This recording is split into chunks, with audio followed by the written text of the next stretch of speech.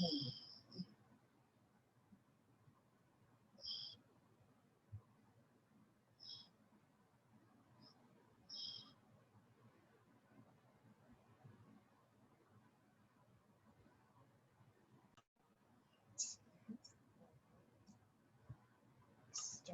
video. How does my video look?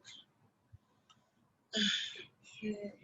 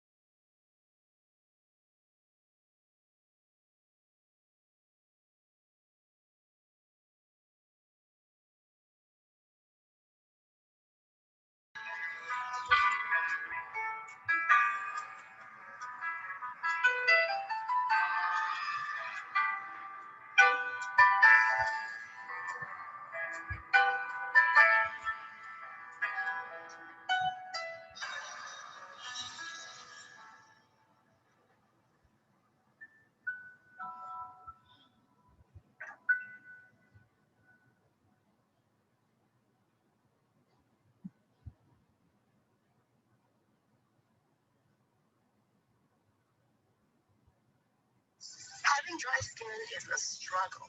Turns out my body wash was the problem. So I tried new Olay skincare-inspired body wash with vitamin C, collagen, and hyaluronic acid, which improves skin 3 times better versus the leading body wash after 14 days based on clinical moisture retention. And now helps stop dry.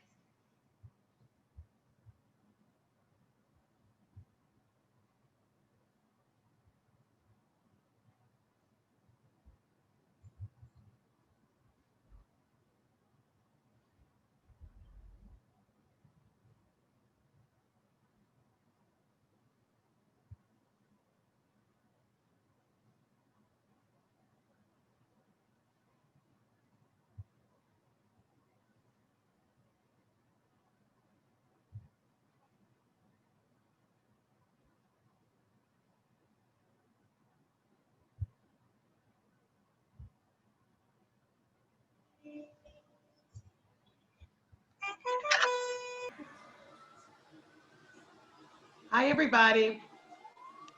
Just letting you know, we're giving it a couple minutes before we start so we can bring everybody on a minute or two after 6 p.m. So hang out with us and we'll be right back with you. Thank you. Welcome back.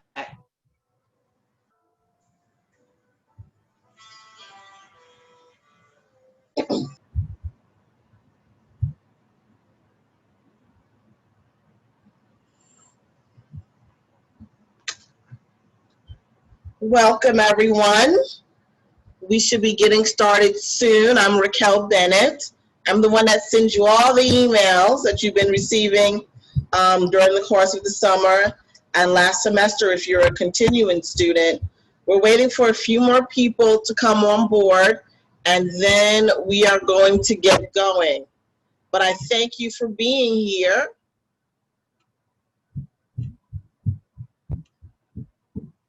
I just wanted to know, is Mr. Pfeiffer on the line yet? I do see some people who have dialed in, but I'm not sure.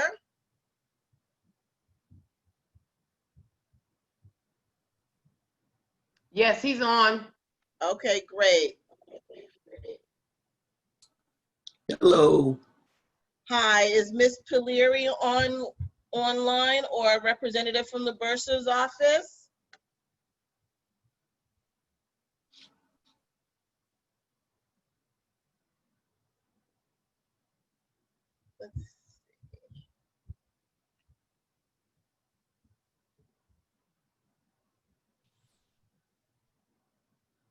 Hello, everyone. Hello. How? Hi there. Hi, Dr. An. How are you? I'm doing okay. How are you? Fine. Good to Dr. see An you. is the chairperson for Computer Information Systems. Hello, everyone. Hope you had a wonderful summer and you are excited about new semester. I know I am. Hello, Dr. An. Anthony Pfeiffer. Nice to meet you virtually. Hi, Anthony. How are you? Nice to meet you. I'm good. I'm good. Okay. Good afternoon. This is Wallace Ford from the Department of Public Administration. Greetings to everybody after a long, hot summer and what appears to be a wet Tuesday coming up here, but that's another story. But not yet. This is Jim Harding. How's everybody? Hope you guys had a great summer. Glad to be back. Great, great. Great, great. Any other faculty online to introduce themselves? Good evening. This is Yahoo Ball here. Happy to see all you guys. From Economics and Everyone, Finance. Professor Koenig saying hello. Hope everyone's doing good. Missed you guys. Hello, Dr. Egby, how are you? I am fine. Nice to see everybody back. Yes, yes. Classes begin tomorrow. I see that. I thought it was Thursday. Oh no. No, classes. Classes I begin guess I'll be up all night. All right. Well, you know, we're going to get into it in a minute, but syllabi should all be ready for all of our excited students for their online courses. Hi, So they're all going to everyone. be ready. Oh, sorry, I think I cut you off, but hello, everybody. I'm Patricia Jean Baptiste in Economic and Finance. And I must say, I did open my class up today, and I've been getting questions all day where I have to say class starts tomorrow. Yes, yes. Okay, lesson learned. Lesson learned. Well, let's get started. People are still coming on board. I would like for Dr. Roll, your dean of the School of Business, to bring remarks, just to welcome us before we go into our panel. Just to give everyone a brief overview. Hi, Steve. A brief overview of what to expect. What resources are available to all of us, faculty, staff, and students. And I introduced Dr. Roll. She is the Dean of the School of Business. She's been in the school leading us for about 7 years.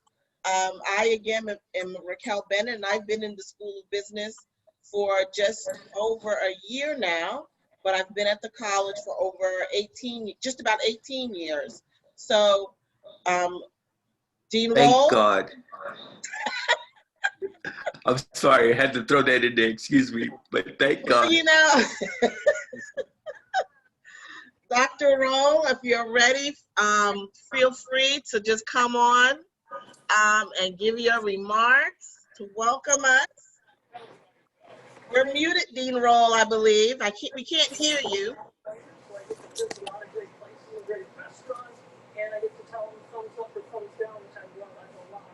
One second, let's see.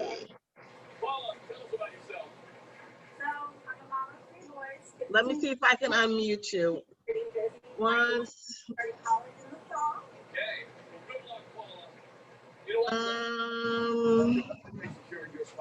There we go. You're still muted.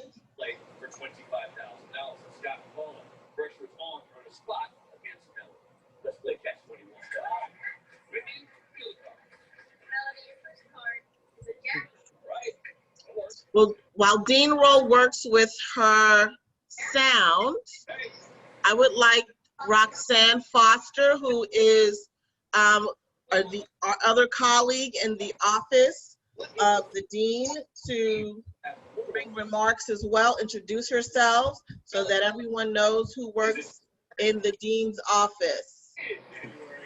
Hi, everybody. I'm Roxanne. I've been in the dean's office for about 2.5 years now. I've been with CUNY for about 4.5.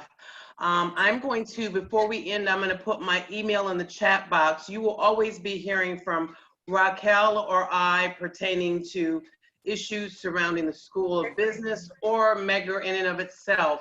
If ever you need anything from either the dean or the dean's office, please reach out to us. Of course, you have your chairs on and your faculty that will always support you. This is going to be our first semester of full run online, so it's going to be a unique experience, but we promise to respond promptly and respectfully to any inquiry that you might have. Welcome. One of the things that I would ask everyone, can we create a list of everybody's cell numbers as well and pass them to the faculty in the School of Business? Okay, well, if any faculty or staff who wants to share their cell number, email them to me, Raquel Bennett. It's rbennett@MEC, so and you would have received emails from me. And I also come up in the system, so if you send me your cell numbers, I could make sure that information from the dean's office can also get to you via cell. That is a fantastic idea. I was going to suggest the same thing. Raquel, you already have my information. Yes. Yeah, well, I just think it's important because over the summer, it's been very difficult to communicate with people, even through email. A lot of people have not been responsive, and, and I just think that the way to communicate now is through cell. So, I mean, I think it's a good idea if we just create a master list and give it out to the faculty in the School of Business so everybody can be on the same page. Right. Agreed. Anyone interested, just email that information to me and I'll get it together for this semester. Dr. Roll, is your sound working yet? No, not yet. We still can't hear you. I log back out, Dr. Roll, and then log back in. While Dr. Roll is doing that, I would like to introduce some of our panelists. Mr. Anthony Pfeiffer, Mr. Steve Wymore. I'm sorry, Ms. Poliri here? I didn't see her name on the list. Either way, we're going to get going.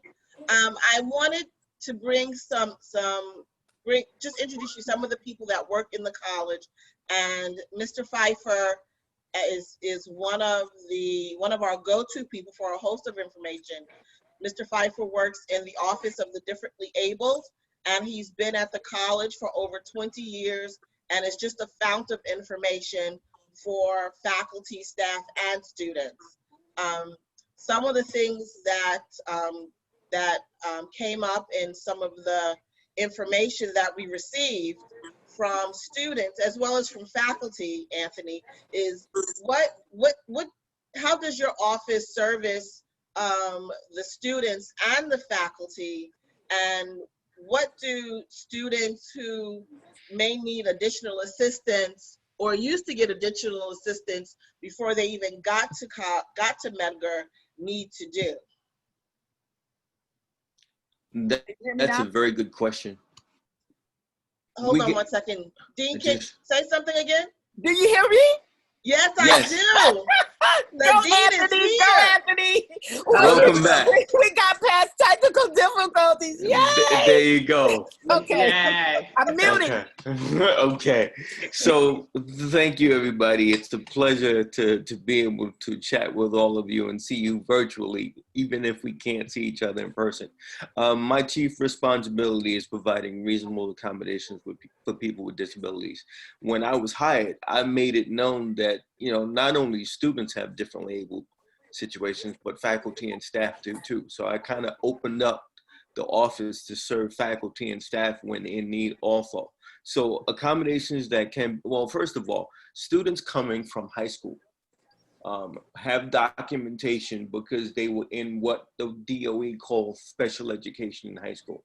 That means they have paperwork to indicate that they have a disability. More often than not, that is an IEP, which is basically the documentation that was prepared to say that the student needs accommodations in high school. What we do is we reach out to the students or encourage them to reach out to us either by self-identifying or being referred by faculty and staff as soon as possible. We collect their documentation from them and we do our best to duplicate the services that the student had in high school. The one thing we do not do is some of the high school students had what is known as a one-on-one para, where they had a person that shadowed them to every class while they were in high school. That is the one thing that no CUNY campus can do because we just don't have the budget to hire somebody to follow each and every individual student all day in class. What we do as a substitute is we provide a note taker. And I work in conjunction with the Learning Center because students with disabilities have what is considered to be a processing difficulty. They're so used to teachers writing on the board and all they have to do is copy in their notebook. When they get to a college setting and a professor stands in front of them and speaks and doesn't write anything on the board, and some don't even pick up chalk, that throws the student for a loop because they're trying to listen and they're also trying to take notes, and they haven't been trained on the proper way to take notes in a college setting. So what we do is we provide them with a note taker, or we give them the authority, the authorization to record their class until they get the hang of taking their own notes. And that's basically what we provide as the primary functions. We also have assistive technology. And the assistive technology we have is for use for students, faculty, and staff. We have assistive technology such as Dragon Naturally Speaking, which is voice recognition software. So if a student has a hand mobility problem, or a faculty or a staff member has a hand mobility problem that prevents them from typing, or carpal tunnel syndrome, which is also a hand mobility problem, I can give you software and all you need is your headset, and I basically set up your computer where you talk to it and it types what you say. So you don't have to do the manual typing. We also have software that blows up what you see, whatever document you see on a computer, to as much as 200 times the normal size. So for those people who are visually impaired, we have all kinds of audio devices for students who need things read to them and need things to be heard for them to pick it up. We have something called Kurzweil 3000 that allows them to have their books read to them instead of them reading it. And they can highlight, they can bookmark whatever they need to take notes in order to prepare for an exam and study that way. So there's a host of assistive technology, but like I said, we encourage students to reach out to us as quickly as possible, and we get students referred to us throughout the course of the semester. They can come in at any time and say, hey, I had paperwork in high school and I need services. CUNY says they don't care if they come during midterms for the first time. We're obligated to serve them. So what I do is once I get the documentation, I prepare documentation to faculty that says the documentation is in my office that certifies that a student needs assistance. I am not allowed to release that documentation to faculty. It's considered illegal for us to release the nature of a student's disability. And while I'm on the subject, there are many of you that I've worked with for years, and you already know we already have a rapport, and I'm glad to see some new faces. Let me just say that one of the things that I try to educate our college community to understand is that disabilities are not always visible. Just because you don't see crutches, canes, wheelchairs, doesn't mean that a disability doesn't exist. The largest disability my office serves is people with learning disabilities. They make up approximately 75% of my program. So they may be completely able-bodied with no physical restrictions, but still in need of services. So when you get that documentation, know that the documentation has been vetted through my office. And if you see accommodation forms from me, that means I've vetted the documentation and certified that the student is entitled to accommodations in order to be successful in the classroom. Now, the flip side of that, one thing you will know about me as you get to know me and work with me is I'm always going to keep it real. Just because a student with a disability is registered with my office doesn't mean that we're not going to hold them responsible for the work.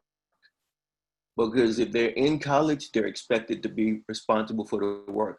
The good old days when we were in high school, when we told a teacher we weren't here, when they told us about a test, all we got was, okay, you weren't here, don't worry about it. Those days are over. If students can communicate with each other to go to parties and hang out, they can communicate with each other to get assignments that they miss, and they can reach out to you. I'm always going to encourage them to reach out to you, the faculty, because the relationship has to start with you because they're in your class. They will reach out to you. I will say I'm thank sorry. you, Anthony. I just wanted to, before we move into students being able to ask questions, I want to make sure that we hear from everyone because we want to make sure we kind of keep a tight program here. So I wanted to hear from Steve Wymore, who works with our technology to support our students as well as faculty, and also just to pick up with where you left off, Anthony, with the software and possibly hardware that is available to faculty and students and staff who might need additional support. Okay. Thank you. No problem. Hi, Raquel. Hi, everybody. Hi. Am I on? Am I on? Yes, you're on. We can hear you. I'm the Blackboard administrator, and of course, in this iteration, how we are now, Blackboard is pretty crucial for faculty and staff.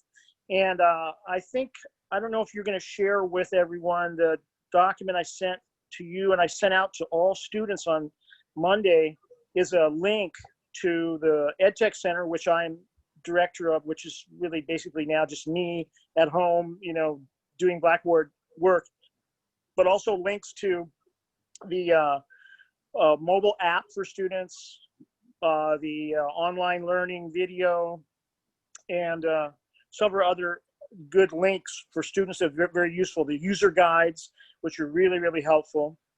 It takes them directly to the user guides, which are compiled by CUNY, their Blackboard, their little videos, and also PDFs of all the aspects of Blackboard, so that, with access to that and knowing where that is, you won't be lost, Also a link to the training that I'm going to do during the semester every Tuesday and Thursday from 1 to 2 for students, just like a drop-in, like an office hour kind of thing. And that's a course that we put them in. We'll put them in, and that's the challenge I have right now is onboarding everybody because I can't put them all in. I can't put them all in at once. So we have to kind of do it in some stages. But we're also getting, Zoom. We're coming on with Zoom, and Zoom's going to have a lot more capacity for volume. So that's just starting now. So tomorrow and the next day, I'm getting the the permissions and stuff to set up the Zoom session. So those will probably, be something that's going to happen immediately. I don't know what else to say. I'd take any questions from anybody. Yes, are there any questions for Mr. Wymore or Mr. Pfeiffer? Yes, this is Professor Ford. I did have a question for Mr. Pfeiffer. Hi, Steve Wymore. Hey, how you doing? Okay, but my question for Anthony Pfeiffer is that I understood you to say that the students don't have accompaniment coming to class, but I have had several students who've had somebody come to take notes for them, for example, over the last semester. Is that just not happening anymore? Is that the idea, or what? Yeah, well, we're working on the note-taking piece virtually. We're working with the Learning Center to make sure that that's still provided. We're just ironing out some. But I'm sorry not to interrupt, but what I'm asking is, that's not my question is, who was that person? Because I thought I heard you say that once people get to college, they don't have somebody going with them from class to class. No. No, I work with the Learning Center to provide note takers.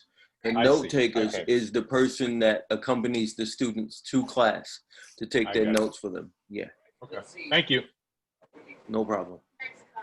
Hi, this is Ron Riddick. Good evening, everyone. One of the questions I wanted to ask you is the process of recording messages and recording classes and integrating Echo 360 into our teaching.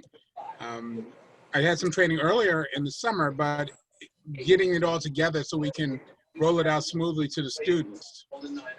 What's the best way to get that done? The best way to do Echo 360 is to contact Karen Mitchell and Ian Josephs in the Office of Emerging Technologies. K Mitchell at MEC and I Josephs at MEC. I'll put it in the chat.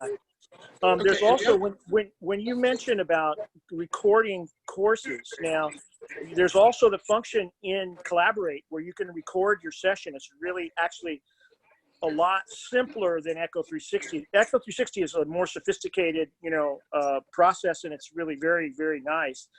But in Collaborate in Blackboard, you can do that. You can do a lecture with slides and record that. You could record a bunch of sessions, store them, and it's pretty simple to do that. I can easily show you how to do that if you're interested.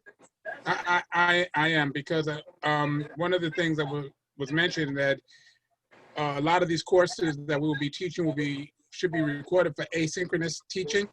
Right. Right. So I want to make sure that whatever students see live, those who can't make it live can watch it later and get the benefit of that. Yes, you could. I mean, you could conceivably record all, let's say you have, 15 weeks of lectures with presentation slides. You could record all those ahead of time and they would all be in your course, and people could click on that and hear and see that stuff, and watch it, repeated times. So it's, it's not as sophisticated as Echo 360, but it's pretty simple. Once Collaborate, you just bring the images in or drag a whole PowerPoint in and you're good to go. So I can show you how to do that. All right. Thank you. Any more questions from Anthony or I guess one, if Steve can,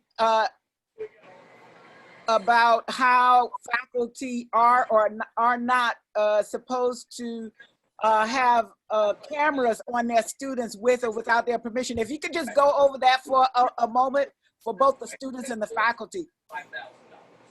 There's a thing. It's in the Raquel can if she's sharing documents with you guys. It's in the thing that I sent you. It's the statement from the executive vice chancellor Juan Luis Cruz from stating about that, if students don't want their image captured or their voice captured, they have the right not to do that. And that's, I guess that's, one of the things that's pushed a lot of these courses towards non-synchronicity, meaning that, there's this little desire for security or privacy or something like that. There's a legal aspect to it. And that's, that I can share that. I'll give you I don't have the thing in front of me, but I can post it or send it to everybody. It was sent by CUNY Central, and it's a statement about students having the option to opt out of having your voice or image recorded. And then, they suggest that you use an avatar, perhaps. If you're going to use Collaborate, you could put an avatar there and just listen, not, so it's, it's a privacy issue, That being the case, how do we take attendance or indicate that the individual student who is elected not to have their voice or picture? Well, they'll show up. They'll show up if they create the avatar. Let's say you're in a session, you'll see them there. You'll see their avatar. You'll see them as logged in. If they log out, they'll disappear. So you can still make attendance, but they won't. If they opt not to speak or not to have their image shown, then they have that option. And how do we take attendance for asynchronous? To be honest, if someone elects to go asynchronous, how do we indicate? In an asynchronous environment, you would go to a thing called the performance dashboard, and then you can just really see when they logged in, how many times. It just gives a record of their. So there would be an indication that they did attend that session. Well, I mean, if you're talking about live. Or they took that session. Or the performance dashboard just shows their login frequency, and when and for how long. So in my previous life as a online educator, and there are things out on the web in terms of the pedagogy behind teaching virtually, but one of the things that you would want to do is arrange within your syllabus or your course plan for the semester are assessment tools. So asynchronous teaching is not so much about attendance, it's about students meeting the benchmarks that you set for them in the course. So whether they watch the lectures or not, it would come down to, did they complete the assignments? Did they participate in the chat sessions or message boards that you set up with them? Did they do their journals, if you do an online journal with them? And then there are also strategies for, even when you want students to communicate with one another, you can assess, for example, a student, if you tell students that in order to be considered participating, and you put up some questions on a message board, that not only do they have to respond to the questions, they also have to respond to or comment on, say, 2 to 3 other questions from or statements from their classmates in the message board. So you build things in it for them to not only communicate with you, but also to interact with their fellow students. So meeting the benchmarks would be easier than trying to do, take attendance, if you will, especially since attendance is not a requirement for CUNY any longer. So, you building your benchmarks within your semester of work for the students will keep your life simpler. Did they perform assignments by a certain time? If you want them to log in, well, then they all have to show that they've logged in for a certain amount of hours by a certain day each week, for example. Okay. And you build those kinds of benchmarks into what you're doing asynchronously, and that will help you measure their participation as for the course, for the semester. And if you need information on that, I could dig through my old notes and find that for you and get it out. I appreciate that. Yep. The Thank simple, what Ms. Bennett mentioned was the the discussion board, if you keep discussion boards going, if you use that, I mean, that's kind of the bread and butter of a asynchronous course, to have some activity going there, and then you can keep the timing of, those discussions have to have answers at a certain due date so that you can see how people participate. That's Right, one way of right. kind of a abstract way of taking attendance. And you give them a grade for it. I used to give them a grade for it. Oh yeah, definitely. Oh, No, but absolutely. definitely it's participation, just like a regular class. If someone didn't participate, that would affect their overall. Hi, Steve. This is David on. That's my Nice to see you. my soju partner. Right. Yeah. Hope we will get a chance to have a soju together. I just have a quick question. As we offer classes asynchronously, Echo 360 might be an important software platform or the tool. Is there any way that can be embedded into Blackboard entirely? Which software you're talking about? Echo 360. Oh, Echo 360. Yeah. They have it. We have it standalone outside of Blackboard now, and it can do kind of a backdoor thing. It's going through the process right now because we acquired it through a grant, and they're going through the actual paperwork now that has to be approved through CUNY. It's kind of, process, but that's going to happen. That will happen shortly, though. It will happen shortly. Okay. Thank you. And this question is to Dean Roll then. Some of the faculty suggested that what if they just, offer students option to attend their lecture recording session? Even, they're not allowed to set days and time, but if someone use Zoom, for instance, to record their lesson or lecture, maybe any students willing to actually see the professor real time and participate in that lesson, will that be allowed, or is Yes. The issue is mandatory versus non-mandatory. If you say at a certain day and time that the student must be there to see that video, that's an issue. But if you open it up and say, here is a video, you can watch it any day, any time, that is still within the spirit of what is being said.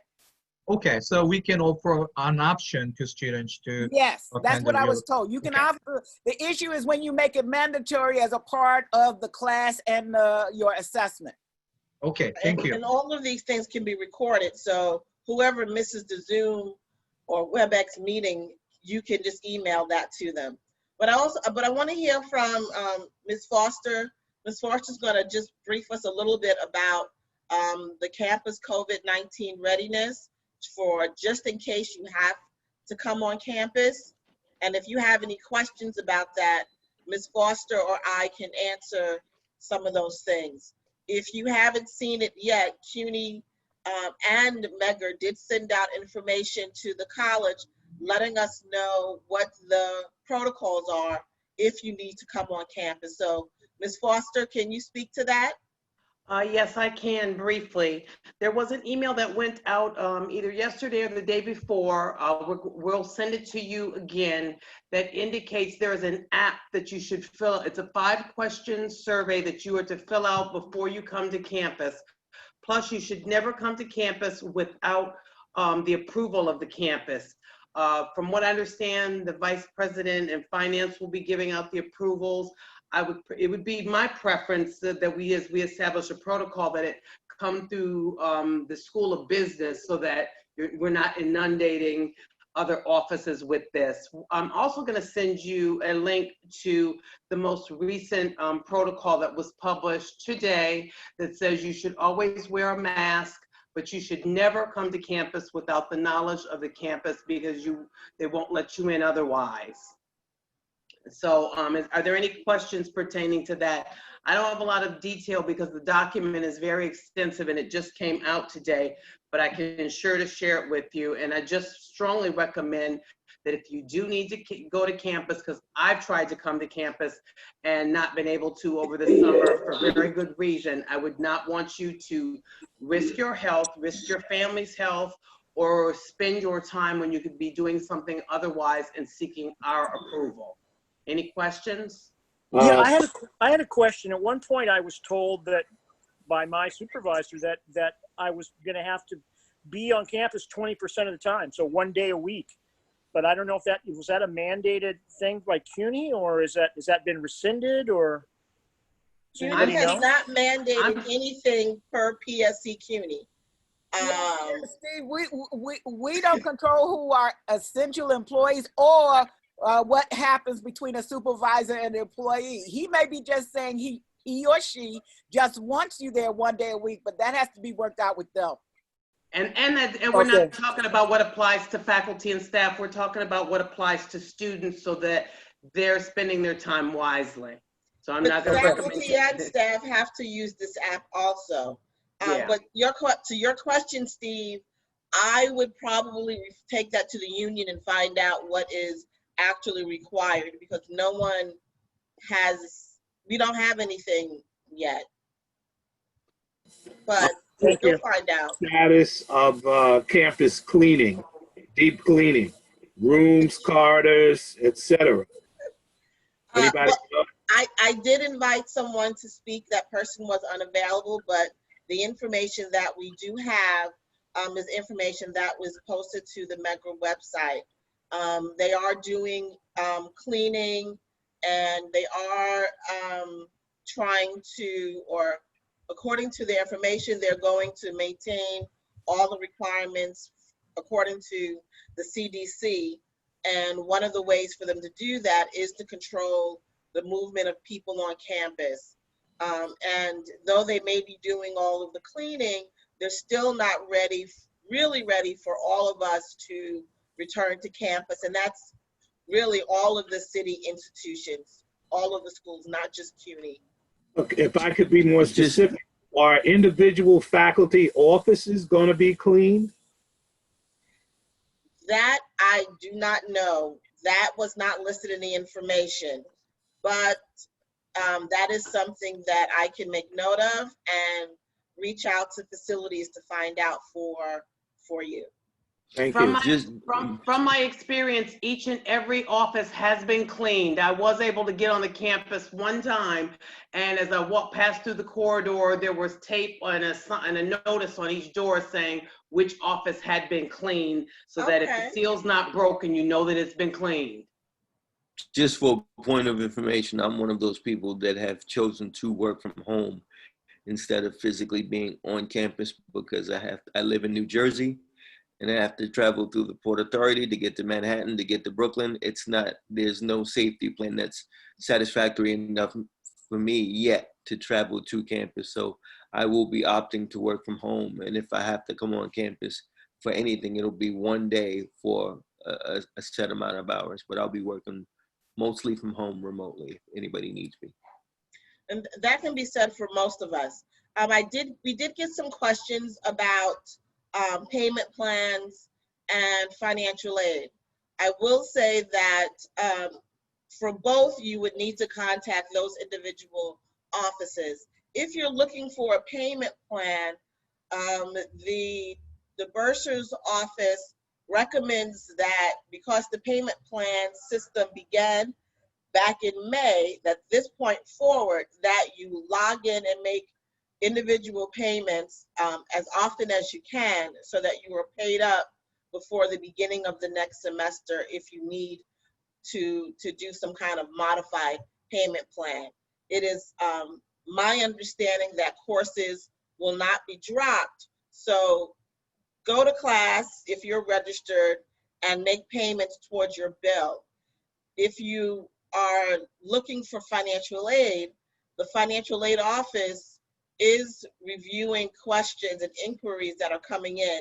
And if you're not getting a response from someone soon enough, just copy me and I will try to aid you in that effort.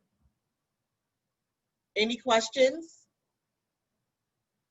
Yes, Raquel, I you saw, have I several saw a couple questions in the chat pertaining box. to access to the campus, and I don't know if the dean wants to address how the dean's office should handle that. They were asking about library access, Right. ordering textbooks, and getting and who to seek approval to enter the campus from. Okay, on the textbooks is an issue between the individual faculty members. Some faculty members are now going with textbook-less classes, meaning that you don't have to buy a textbook. They're in a special pilot program that we're working on. Others still require you to have the textbooks, and so you have to order them. That's for the textbooks. For the library, yeah, I don't know if they are going to have hours. That is something. No, Dean, the library is going to have hours. Okay. They did send out information. Okay. If you missed it, I will resend it to everyone, but they're going to have hours. They're also going to have virtual sessions and support as well. So our library will be open, and I'll send that information. I'll forward that information if you did not see it. For our students who are online, please check your CUNY First account to see which email you have listed for your preferred email, so that you ensure that you're getting email from the college and you know what's going on. I know some of you may not use the medical email that often, but I believe you can go and opt to receive emails to one of your personal email accounts, but you have to do that through CUNY First. Okay. Can I mention Ask something to about? Can I recommend that mention our something about students. email? Dr. Flateau and then Steve. Okay. Isn't it best to recommend to faculty and students that we use our CUNY email? Yes, that's exactly Yes. what I was going to say. I recommend that you use your CUNY email, but when you go on to CUNY First is the only way that you can identify system-wide, and Steve, correct me if I'm wrong, what email you want all of your messages to go to.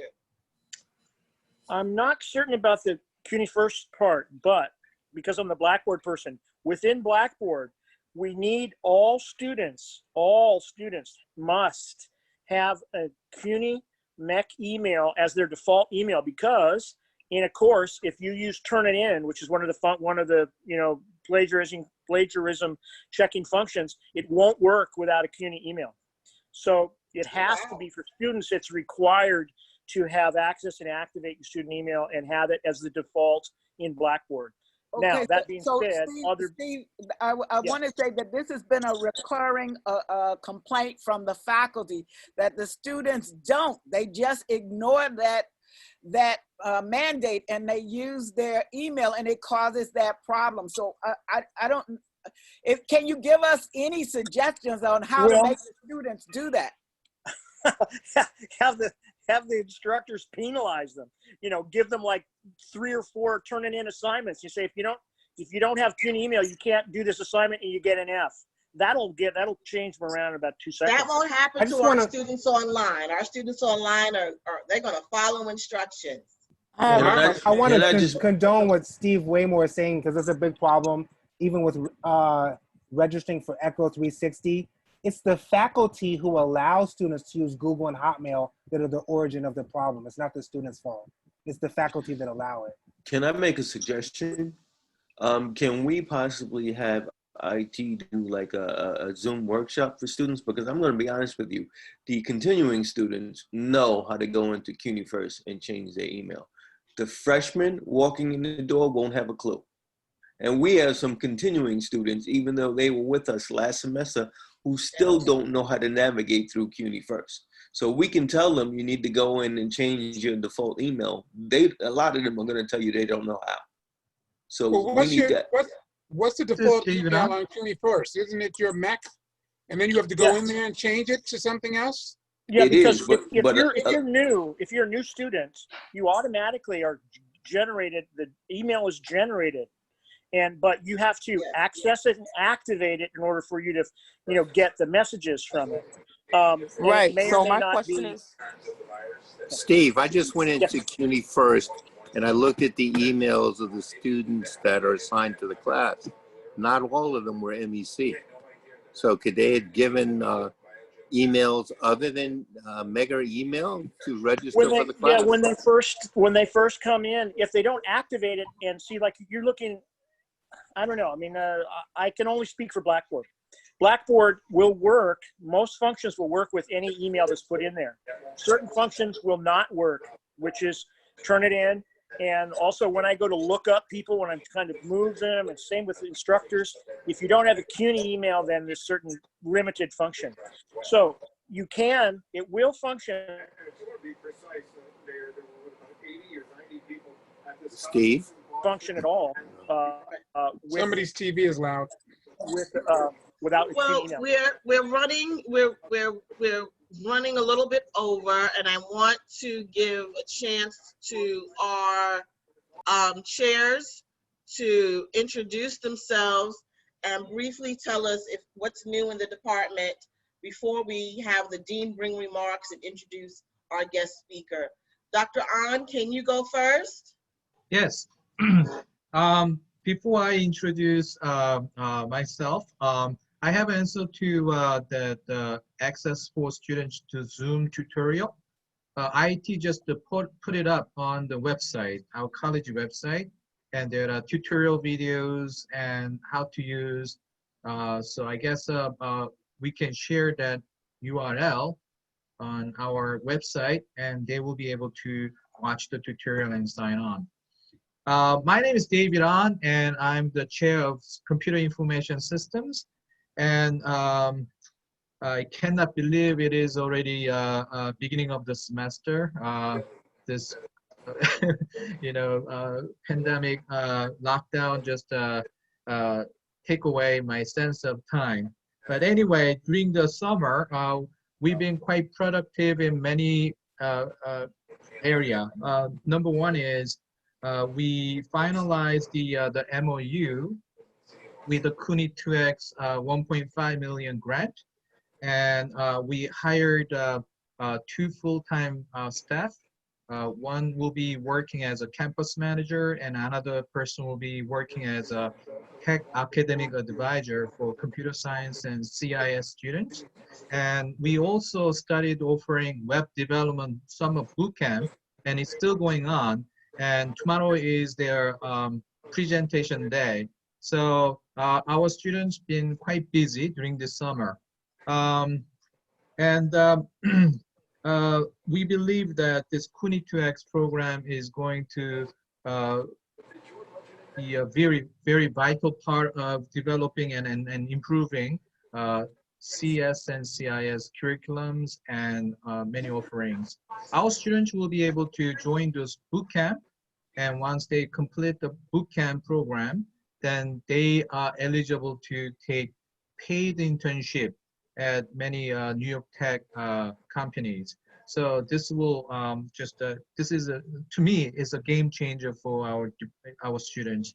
And if you have any students interested in studying CIS, please let them know. We have a wonderful program, and we'll help them to be ready to become a professional programmer.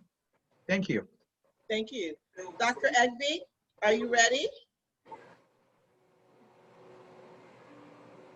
Oh, yes. All right. Once more, I am very glad to see everybody from the Department of Economics and Finance. We had a very good year. Towards the end of the year, we received final approval to launch our 100% online degree program. We are still waiting for final stamp from Middle States. It will come very soon. We are speaking with them. They are very glad to approve it, but they need a formal meeting of their board. During this coming academic year, we are working with the SEC to provide outreach and education on securities industries, and also dealing with issues of what would I say, fraud in the securities markets.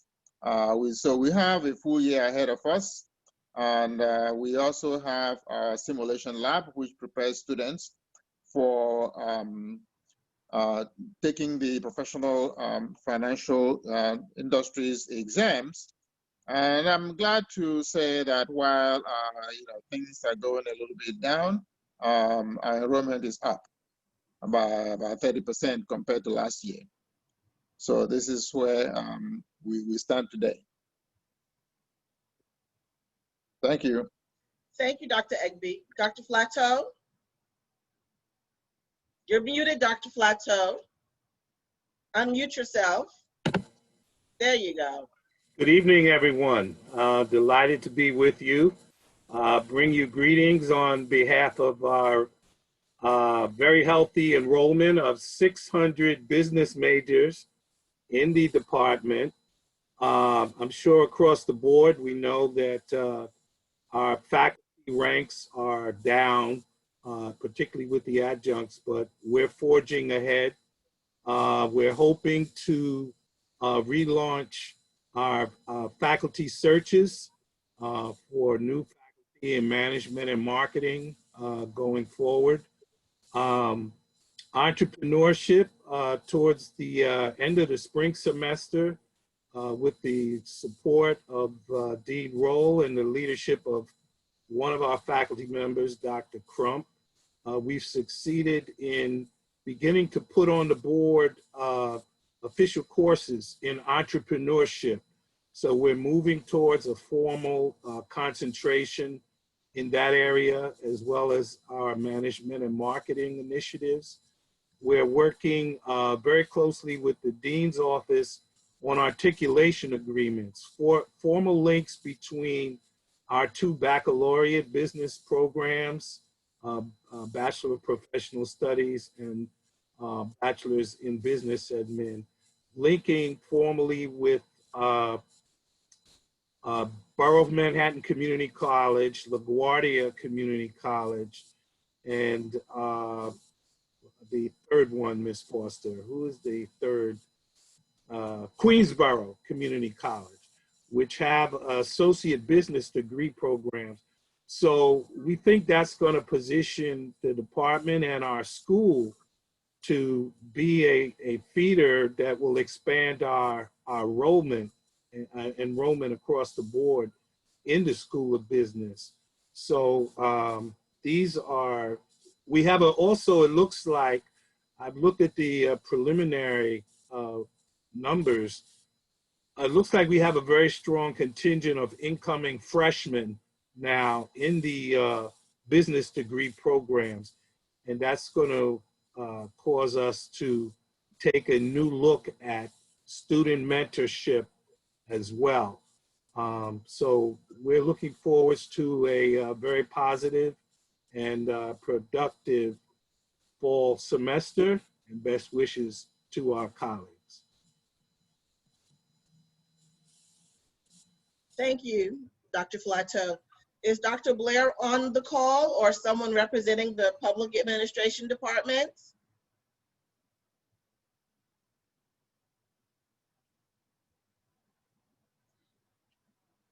Is someone on the call for the accounting department or can represent?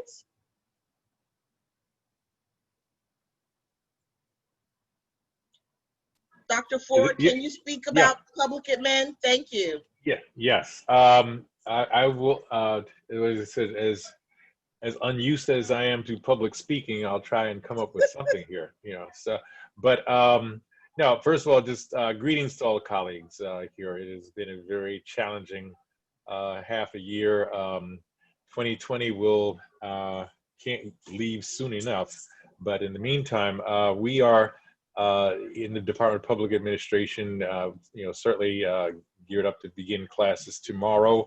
I'm not familiar with any of any new programs that we can announce at this point. I do know that we are continuing with our internship programs, for example. both the junior and the junior and senior levels of that, and they've been expanded, and we're very pleased about that because those do provide employment opportunities for our students. We'll certainly be looking to find a creative way to continue our speakers series that we've been doing over the last several years. Obviously, in this COVID era, we will not be in person, but I think we've all at this point attended rather large meetings involving multiple numbers of people that have been quite successful. So we'll be looking forward to doing that as well. Our enrollment numbers were not as impacted by the COVID and everything else that's been going on as we had been concerned about, and so we're looking forward to having a successful fall semester. Thank you. Thank you, Dr. Ford. Do we have anyone from the accounting department? If not, Dr. Roll, can you please bring remarks or prepare for remarks? I do want to add that we still are working on articulation agreements for our students who are graduating with their Bachelor of Science and Bachelor of Professional Studies degrees. And we are in the process of finalizing an articulation agreement with SUNY Downstate. And SUNY Downstate did look at some of our student applications for their Masters of Science program this semester in fields that are related to what's going on in the world now, epidemiology, health sciences, amongst other things, all degrees that don't require a heavy significance of science, and programs that all of you, as you graduate, would possibly be eligible to enroll in. And we also have articulation agreements for grad school with Long Island University, St. John's University, and I'm missing one. Does anyone remember the other school? But I will send it out. But Dean Roll, and again, thank you, colleagues, for telling us about what's going on in your departments. Dean Roll, you're on for remarks and to introduce our guest speaker. Okay, I'm going to compress my remarks because I want to save time for the very active chat box that has been going on by the staff, by the students, and we want to make sure that we get to some of those questions that they will have before we end this session, because we are so happy to have the students come back into the fall 2020. We are looking forward to a great semester. I just want to offer up condolences and prayers really to all those who have been impacted, both faculty and staff and students, by COVID-19. We've heard from many of the students that they've had family members who have succumbed to the dreaded COVID. They've had family members who have contracted the disease and gotten better, and we've had other outcomes. I also want to say my condolences to the accounting faculty. The accounting faculty has lost one of our dear faculty members, Professor Dennis Fox, due to COVID. I also want to give condolences to the CIS faculty as well, who lost our previous chair, Randy Robotham. So it's been a very tough year for the School of Business as it comes to looking not just at what is happening on the world outside, but what has impacted our school family internally. So, and with that, we know we have to go on, and we know we are going on with in less than desirable circumstances, but I want to applaud the faculty for the way in which we closed out the spring semester. In the middle of the semester, having a transition to online classes with the limited support that we had, although we did the best that we can. So to the faculty and to the students who experienced the launch or the beginning of the pandemic and survived and thrived as best as they could, I applaud you. Right now, we're going to go forward with a guest speaker. She spoke to us during our Dean's event. She has spoken to our our students and our faculty several times in other workshops, and we're going to bring her forward just to give you a few words of encouragement and wisdom. Not long, we're not going to take much of your time, but just to let you know that the School of Business cares about you, both you, the faculty, and you, the students. And then afterwards, students, you just sit there with those questions. I am seeing them in the chat box. We will do our best to answer as many as we can. And if we can't answer them tonight, we will get back to you. You're on, Michelle. Thank you, Dean Roll. Professors, administrators, deans, panelists, students, family, and friends, good evening. Thank you, Dean Roll, for the opportunity to speak at your school again. And thank you, as always, to the phenomenal dynamic duo, Raquel Bennett and Roxanne Foster. We are living in a time where leadership is being questioned in every aspect of our lives. Across the country, the traditional forms of authority have been placed upon the scales of justice and found lacking. As a result, we've been compelled to seek, pursue, and embrace new directions for guidance.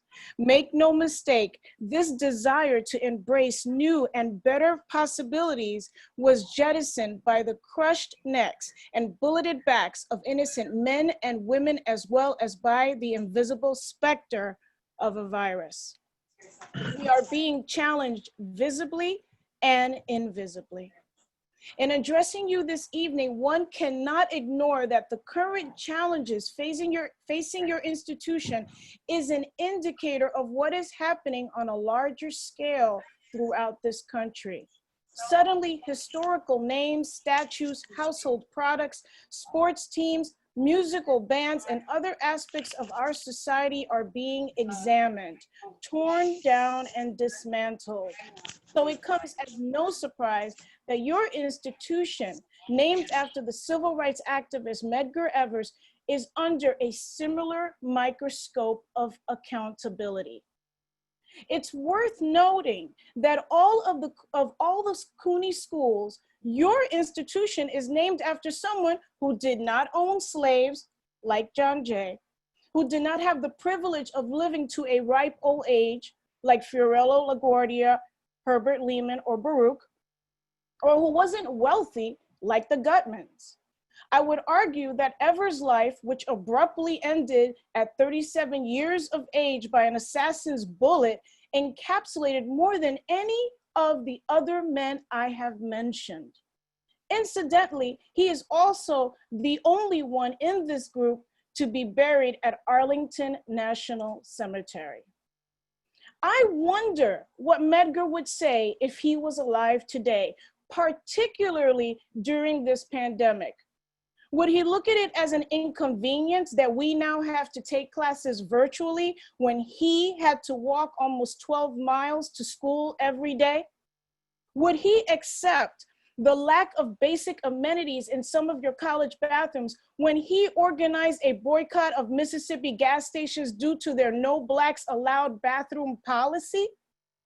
And what advice would he give on handling the day-to-day COVID challenges we face?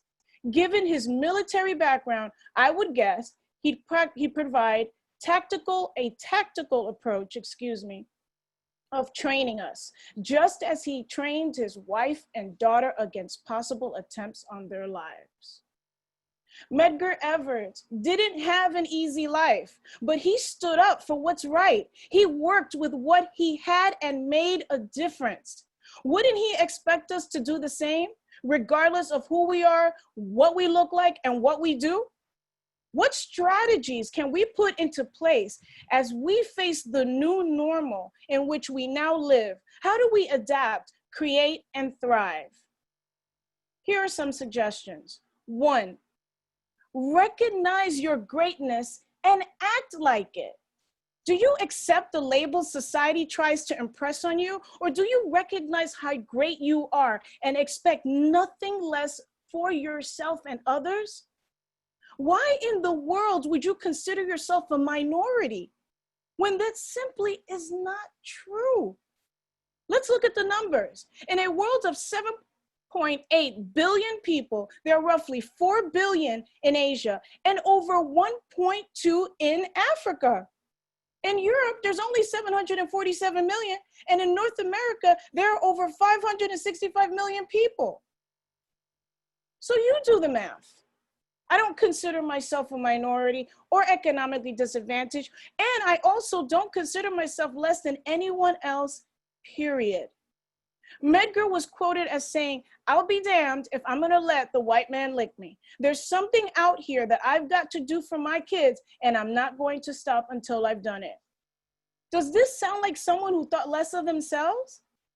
What is the common denominator in dealing with the threat of death from racists and the threat of death from a virus? Attitude. Medgar was practical and prepared. He wore his mask of bravery. He was careful, but he didn't stop and kept moving forward. What kind of mask are you wearing? Is it of fear or of being cautiously brave? The next time you're inclined to think that you're less than, remember our ancestors, whether on the great continent of Africa or via the Middle Passage, that survived for us to be here. Once you affirm the truth about yourself, it shows. You show up differently to any circumstance because no one or nothing can throw you off your center.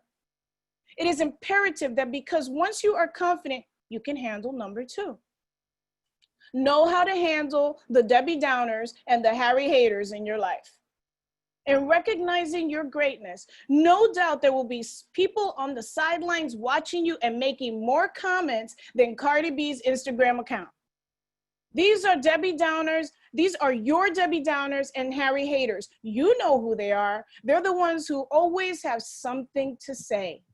Oh, why are you even going to college? You sure you can afford it? Why don't you just get a job? Or those students don't care about their education. Why are you even making the effort? If senior management doesn't care, why should we? Don't even bother, girl. COVID won't let you do it. One of my favorite comedians, Cat Williams, said, and I'm giving the clean version, you gotta be grateful. You need haters. Why are you complaining about them? What do you think their job is? To hate. I agree 100%. These detractors are testing to see if you are really focused on your game because they don't have one for themselves. They are inevitable, unavoidable, but very necessary in our lives. So learn from them. Some of the best lessons I have learned are from individuals who insulted, mistreated, criticized, misjudged, and harassed me. I've been passed up for jobs I knew I could do and let go from jobs that I did too well.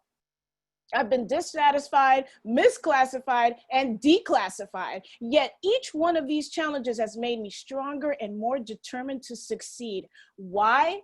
Because there is no alternative.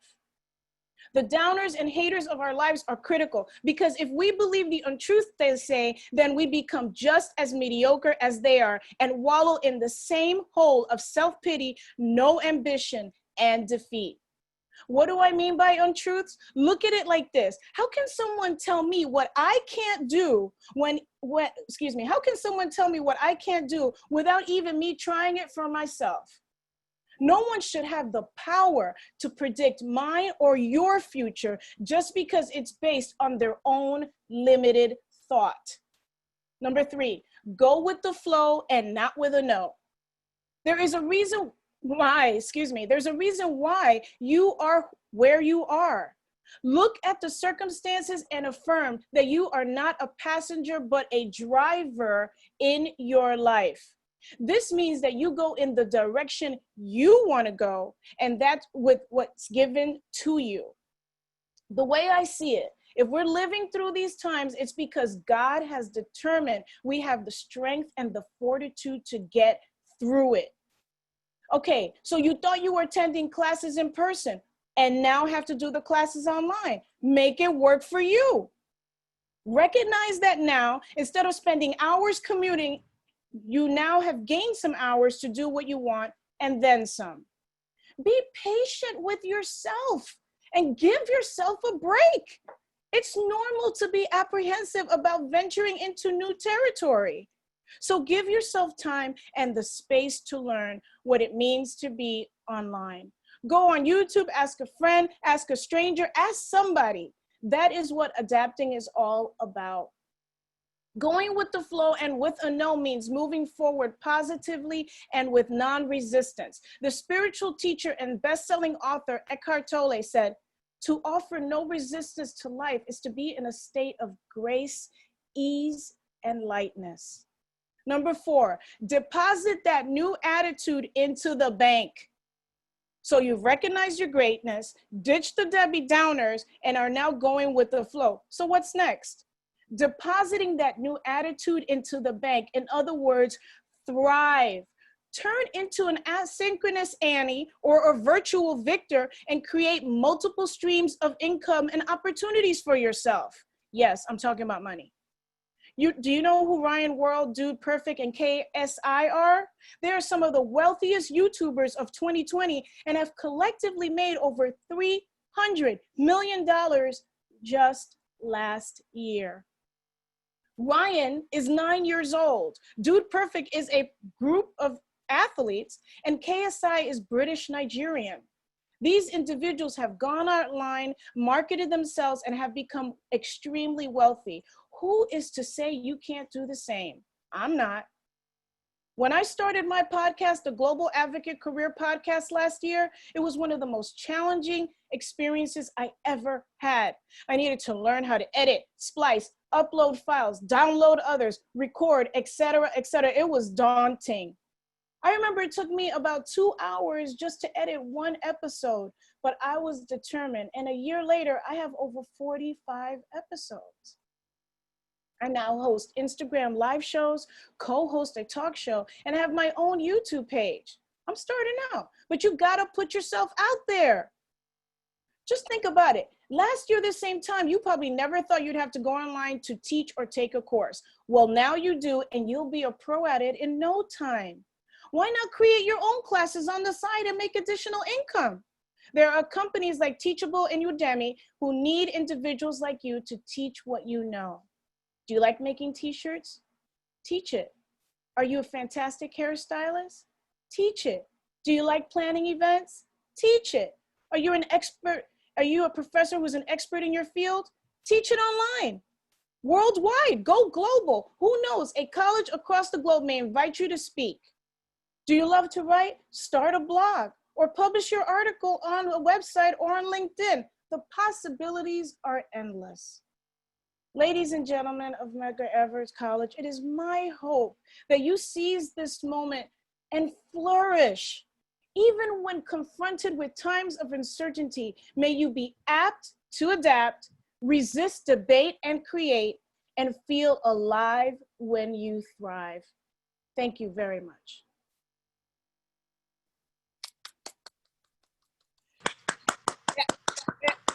Outstanding. Now I would like to hear from the students. So students, share with us some of your feedback to that wonderful presentation we had to inspire and motivate you as you get going. And we will also answer some of the questions in your chat box, but I want to hear the voice of a student. So Raquel, if you could monitor so we have some students. Yes, I'm here. Okay, students, shall we call on names? Maya Joseph, are you there?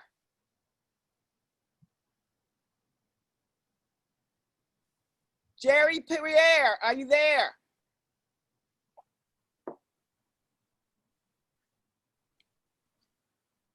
No students?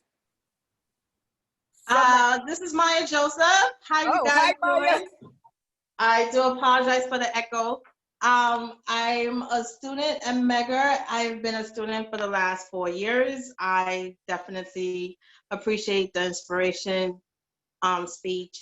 And I'm just kind of curious to know whether or not we'll be sharing any of the information on the guest speaker in regards to her podcast, her YouTube channel. Where can I find that information?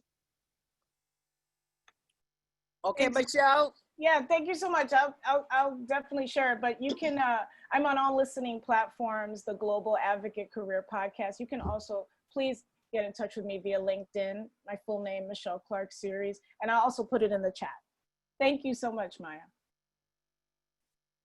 Okay, any other students? Santi, Elmo, Hello, I can see your names. Oh, who is that? this is Amadou. Oh, good, Amadou. I have a question. Okay. How do we log on to our Medgar email? And which email do we put on Blackboard? Our CUNY email or our Medgar Evers email? Raquel, can you or Yes, Steve help him with that? I put in the chat box the link for you to go on to Medgar's website so that you can create or activate your CUNY email address. And in terms of what you use on Blackboard or any of the Medgar sites, it's always best to use the college email because that is generally the default email for all communications. But if you don't use it, then you'll have to, at the very least, update your email address in your CUNY First account so that you can get some email from some of the college organizations. But generally speaking, you go to the link that I added in the chat box, or you can go online and click on email at the top of the Medgar Evers College homepage, and you'll see the information there to activate your CUNY account. All right, Any thank other you. questions? Hello? Yes. Yes. Hi, this is Sharifa Clark, business admin major. I just wanted to thank Michelle for that speech because it really did put a lot of stuff in perspective, you know, likening Medgar, you know, boycotting bathrooms and stuff like that. Here we are complaining about, you know, silly things, in my opinion, right now. It's like, you know, I literally came on the chat to complain about not having my syllabus up yet. But, you know, what she said really puts it in perspective. It's like, is that really going to stop me from doing the courses? You know, they had to endure real struggles. So I just wanted to say thank you. Thank you, Sharifa, and we'll make sure that the faculty member gets their syllabus up on time for you. Yeah, I know. You deserve your syllabus. You deserve your syllabus. They have until midnight. Classes start tomorrow. So. Oh my gosh! But yeah, this has been my thing. It's like my syllabus. I want my syllabus. I know. I saw the messages. Right. The students, for those of you who aren't on GroupMe, I started a GroupMe group chat a few days ago. So if you're interested, log on. I'll resend the email for you so that you can join the chat group. And it'll only be information coming really from the School of Business. And it'll allow you to get some information via text or by that app if you like. And I'll share that with you shortly. Okay, there was another. Yeah, I have a question. Okay, great. Go ahead. I was wondering, because I'm seeking internships, is it possible that I can work along them with my courses and attain some experience? Your internships, depending on your major, you would register for the internship course so that you would get credit for it. There is paperwork that you would need to fill out, basically a form that will be authorized by the internship coordinator for your department. And you would also have to include a letter from your employer that includes the job description as well. The type of work, because of the pandemic, internships, whether they be paid or unpaid, will most likely be virtual. Almost all of them will be virtual. So those are the kinds of things that you would be looking for. Classes begin tomorrow, so it's kind of late unless you are a graduating senior to apply for an internship. But if you need additional assistance with that and resume help, the Director of Career Management Services, Dr. Roberson, can assist you with the process of looking for work that's virtually, internships that's virtually, working on your resume, getting your information into a database. Do you have that person's email or phone number? Yes, I'll put it in the chat and resend it via email, okay? Okay, thank you. You're welcome. Okay, there were a couple of questions about the ID, especially for the transfer students. They already have ID badges from another institution, and they wanted to know how is the ID badge process reactivated without physically coming onto campus? Do we have an answer to that question? I don't have information on that, but I will email that out as soon as I get it from public safety. Okay. Okay.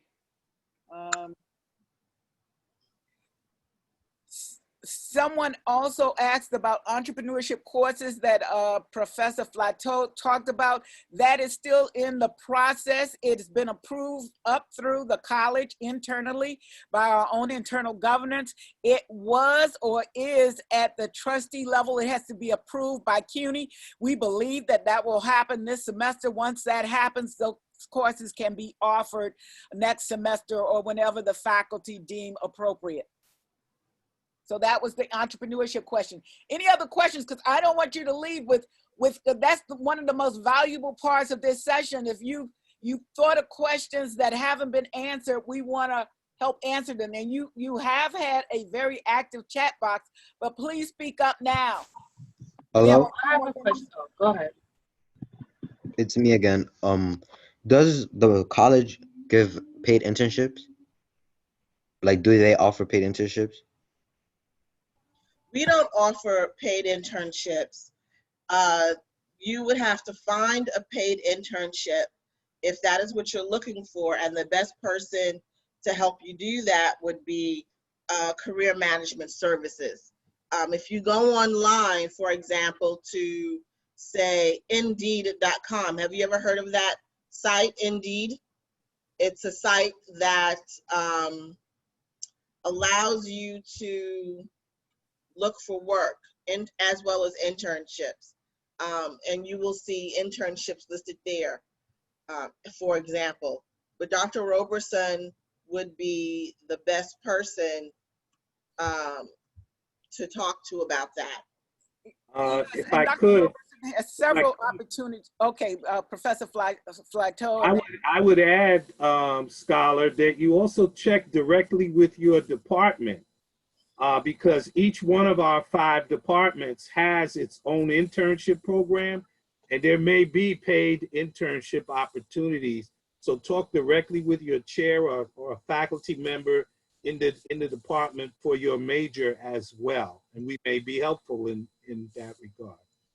Yes, And students, that's another thing I want to encourage you to engage and to develop personal relationships with your faculty. Your faculty have many relationships into the field, public administration, business administration, and oftentimes they may have opportunities that that just haven't come up yet in other places. So please, please develop very close relationships with your faculty in your departments. And I'd like to chime on that. This is David. I'm from Computer Information Systems. As I mentioned to you earlier, this 1.5 million grant includes paid internship as long as you complete the bootcamp program. So, and we also provide Metro card to go to places. So if you're interested in pursuing computer science or computer information systems, we do have a paid internship opportunity there. Okay, any other questions? Okay. I still wanted to get the email for Mr. Robertson. It is Dr. Antoinette Robertson, and we will put it in the chat box now. We will put it in the chat box. Put her website in the chat box and you will see it there. Career Management Services. Is that in the email? Her email is listed at the website. Okay, at Career Management Services? Yes, you'll see it in the chat box. Okay. And if you don't, Yeah, I don't see it. Plateau okay, business. Can I let just me jump in here? resend it. We believe in cutting red tape. A. Roberson, AROBERSON at mec.cuny.edu. She's great. Connect up with her and get your internship. Okay, thank you. All right. Okay, so now we have another technical question. If Steve is still with us, the student, I think this is a student saying, not all of my classes have uploaded information to Blackboard. Or is that, that's from David Johnson? Steve, you want to handle Okay, it? yeah. Well, okay, here's the thing. If in Blackboard, if you see your courses and it says not currently available, that means the instructor has not turned it on. And legally, they're not required to turn them on until tomorrow. So a lot of students think something's wrong, but it's not until, you know, they have until tomorrow to turn on all their courses. If you are seeing something in CUNY first and it's not reflected in Blackboard, that's a problem. Okay, Steve, we have another question. How do I log on to my Mega email? Go to, if you've never done it before, you can go to, you type in help IT. I just put that, I just post that in the chat. Okay. for help IT at MEC, HELP-IT at MEC.CUNY.edu. I'll put it in again. And the telephone number is 718-270-6262. That's the help desk. And they're there from like 9 a.m. to 7 p.m. Okay. Students, any more questions? We have just 3 more minutes. We want to make sure if you got. Yes, can I ask my question? Yes, please. Yeah. So I just wanted to know, like, when we graduate, what kind of career services and internships will we be offered? Like, I know it's hard to find a job after school, so I wanted to know, like, how will the college help us after, like, we finish? Allison, we endeavor to help you long before you finish. The Career Services Group puts on all kinds of seminars that have business people. Now we're going into a virtual mode, but face to face, there will be a schedule of businesses and other organizations that were looking for specific kind of skills and talent from our students.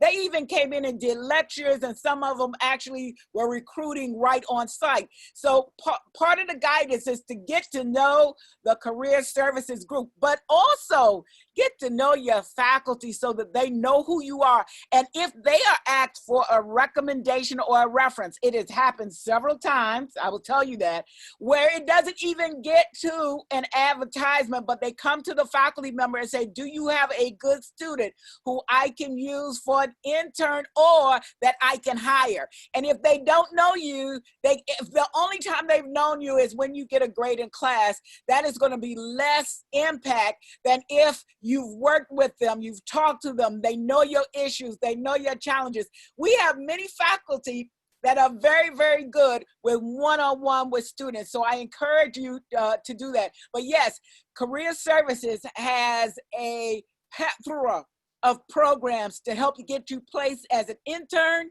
and to help get you placed in employment. Okay, thank you. And also, like, how, I wanted to know if there's any services to help us find housing, like around the school campus. Oh, okay. So that one I think is more a student affairs issue, but okay. No, Allison, we're gonna take your name, Allison Codrington, yeah. Codrington. Please, yeah. Roxanne or Raquel, make a note. We need to get back to Allison and ask for what assistance is there for referral for housing. We would have to get back to you on that one. Thank you so much. Okay. Allison, please privately put your email address and your phone number in the chat box to Raquel and/or I, and we will follow up. Thank you. Anyone else with any special that you might not want to share with everyone, Please feel free to always contact Raquel Bennett. You know who she is. Roxanne Foxter, who's right next to her, or myself. If there's something private that you didn't want to talk about now, and there could be issues. Some folks have some financial aid issues. Some folks have grade issues. If you got a grade issue, we're going to point you back to your academic lead, your academic chair. But if there are other issues that we in the dean office can help you with, please feel free to contact us. Don't be shy. This is what we love to do. We love to help you. So we've come down to the bottom of the hour. It is now 7:30. We want to respect your time. Are there any questions that you can't hold until a private chat? Okay. Dean, I want to add one thing that I have experienced. Mr. Anthony Pfeiffer was very helpful about talking about disabilities or challenges can be visible or invisible. They can also be temporary. I've helped students who had a car accident for which that's a temporary injury. They help you as well. They protect your interest when you can't otherwise advocate. One of Raquel or I will walk you to him. He is accessible. I just can't recommend enough when you need support and you don't know otherwise. We've reached out a lot of times and found students were faced with challenges for which they didn't know that office can help you in ways that you can't imagine. So don't look at it as something that you're embarrassed about. Seeking our support is the way that we love to get you through. So please reach out to us. Okay, so appreciate that. Thank you. It's down at the half hour now. And it's time for our happy half hour and Black Game Revoked. Yes, and okay, we wanted you to have some fun too. We know you have come through some hard times. We know that it's been a rough summer, and we didn't want to have yet another academic meeting that was heavy. So we have planned for you some fun. Raquel, the floor is now yours. Bye-bye. Have a good day. All right. It's open for everyone, faculty, staff, students. Feel free to stay. We're going to have some fun. I want to introduce Reese. Reese is going to be our game host extraordinaire. Reese, welcome. Welcome back. Thank you. You missed the last game night. You're in for a treat tonight. I'm sorry, guys. I still have to handle some student issues, so I have to go. Everybody have a good night. Not a problem. Take care. Thank you. What a name, Pimpy Pinky. Thank you, Anthony. My pleasure. That is my Instagram name. Hello, everyone. Sorry, let me switch to the gallery view so I can see you guys. Hi, welcome back to school. I'm super excited because I'm taking classes at BNCC. So I am in the same exact boat that you guys are in, and I started classes yesterday. So I know that things, are kind of weird right now, but as you guys kind of went through your orientation, I know that it feels a little bit better now. And I'm sort of excited about online classes because it kind of helped me out last semester. So we're going to get started with our mocktail. So I know not everybody is 21. However, we're going to be making a guava and strawberry margarita. So I have a shaker. It's filled with ice. Hopefully you all can kind of see me. Let me know if my audio is kind of weird. But I'm going to take about 2 ounces of strawberry lemonade. And I got this from Wegmans, so it's organic and it's delicious, but you can pretty much get it anywhere. And then this is guava juice. You can legit get guava juice from Welch's, so like from a bodega, you can get it anywhere. So 2 ounces of that, and then we're gonna get like 1 ounce of grenadine. So it's gonna make it this pretty red color, but then what's a margarita without the lime juice? So we're gonna get about 1 ounce of lime juice. So then we're putting it in our shaker over ice, shaking it up a little bit, give it a little bit of movement, make sure it's cold. And just put it in a glass. Oh, I have some reusable ice cubes, so I like to use that in my glass. it makes it kind of cute, and they're reusable, so obviously good for the earth. And then the last thing is you're gonna top this off with seltzer water. So this is in the flavor of strawberry margarita. So it really complements all those margarita flavors. And when I tell you it's so good, I was making it and experimenting with some things, and I'm like, this is the one. So it makes it nice and fizzy and refreshing. I don't know if you guys can see that. I have my my lights on. So no, yeah. it's fabulous. Yes. She actually shared that with us, the recipe. Yes. So that is your strawberry guava margarita or mocktail, whichever one you'd like to say.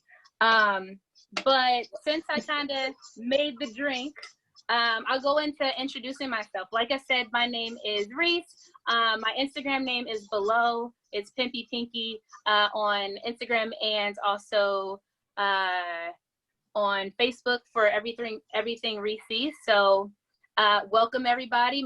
A little bit about my background. I own a company called Reese, and I do event management both digitally and in person. Right now, in person is a little weird, but I do game nights. So this is one of the games that we play during game night. It's called Black Car Revoked. I don't know if you guys have played it or not, but it's a game for basically popular culture. So it comes in 2 different waves. So there's a correct answer wins, and then there's also a majority rule. So when you have the deck in front of you, you have these letter cards, and they are A, B, C, and D. And all of the cards have multiple choice options. So A, B, C through D. So we're gonna use fingers. That's kind of my favorite way to use it, because sometimes people don't download the letters or don't print it out. You can either A, use fingers, your phone, whichever one is most convenient for you. Or if you have the game at home, feel free to use the letter cards. So A, B, C, D. Make it really simple, really easy. So we're gonna give people a couple minutes just to get their drinks ready, whether it's the strawberry margarita that you just learned how to make, or if it's something else that you're sipping on, if it's a soda, a juice, maybe even a Capri Sun, that might be refreshing right now. So we can go get our drink. I mean, you know, whatever. I'm not doing what I did last time though. There's no more last words. If you missed the last game night, I showed everyone how to make the last word. Yes. And if you were to drink it, you would definitely have the last word. Exactly. Or if you wanted to convert this into a cocktail, it's very easy to just add your favorite tequila. I like Espolon right now. I don't know what it is about it, but it's nice. So you can add that to it. If you're 21 or over, we don't condone underage drinking at all. So yeah, so I'm gonna take a sip of my cocktail, and I mean, I see a lot of people with their cameras off. Don't be shy. Feel free to turn your cameras on. Wow, it's a lot of people on here with their cameras off. I mean, it's a game night. We're playing together. I can't play with you if I can't see you. I don't care if you look dusted. I'm not gonna lie to you. I had like 5 braids in my head right before I came on. So if you look crazy, I get it. It's COVID. Everybody does. So feel free to turn on your cameras. You know, we want to have some interaction. This is an interactive game night. We're all going to be participating. Or even if you just want to sit back and watch, that's fine too. Hopefully you have a good time doing that as well. That's amazing. I'm not going to lie to you. That is delicious. How can I drink that virtually? How can you drink it virtually? That's something that I haven't gotten past. I'm not gonna lie to you. If you come up with an idea, let me know. Smell-o-vision too. The next one that we have, we're gonna send out the drink menu in advance, and everybody's gonna have their ingredients, and we're gonna do a taste testing. Yes. Virtually.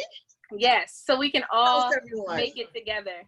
I'm a teetotaler tonight, so I just have cranberry juice, but it's red and it reminds me of a glass of wine. that I like to have on occasion. There's nothing wrong with that. Nothing at all. Let me scoot this up a little bit. Okay. But yes, so the play, which is great fun because I know we had a great time when we played. Yes. Last time.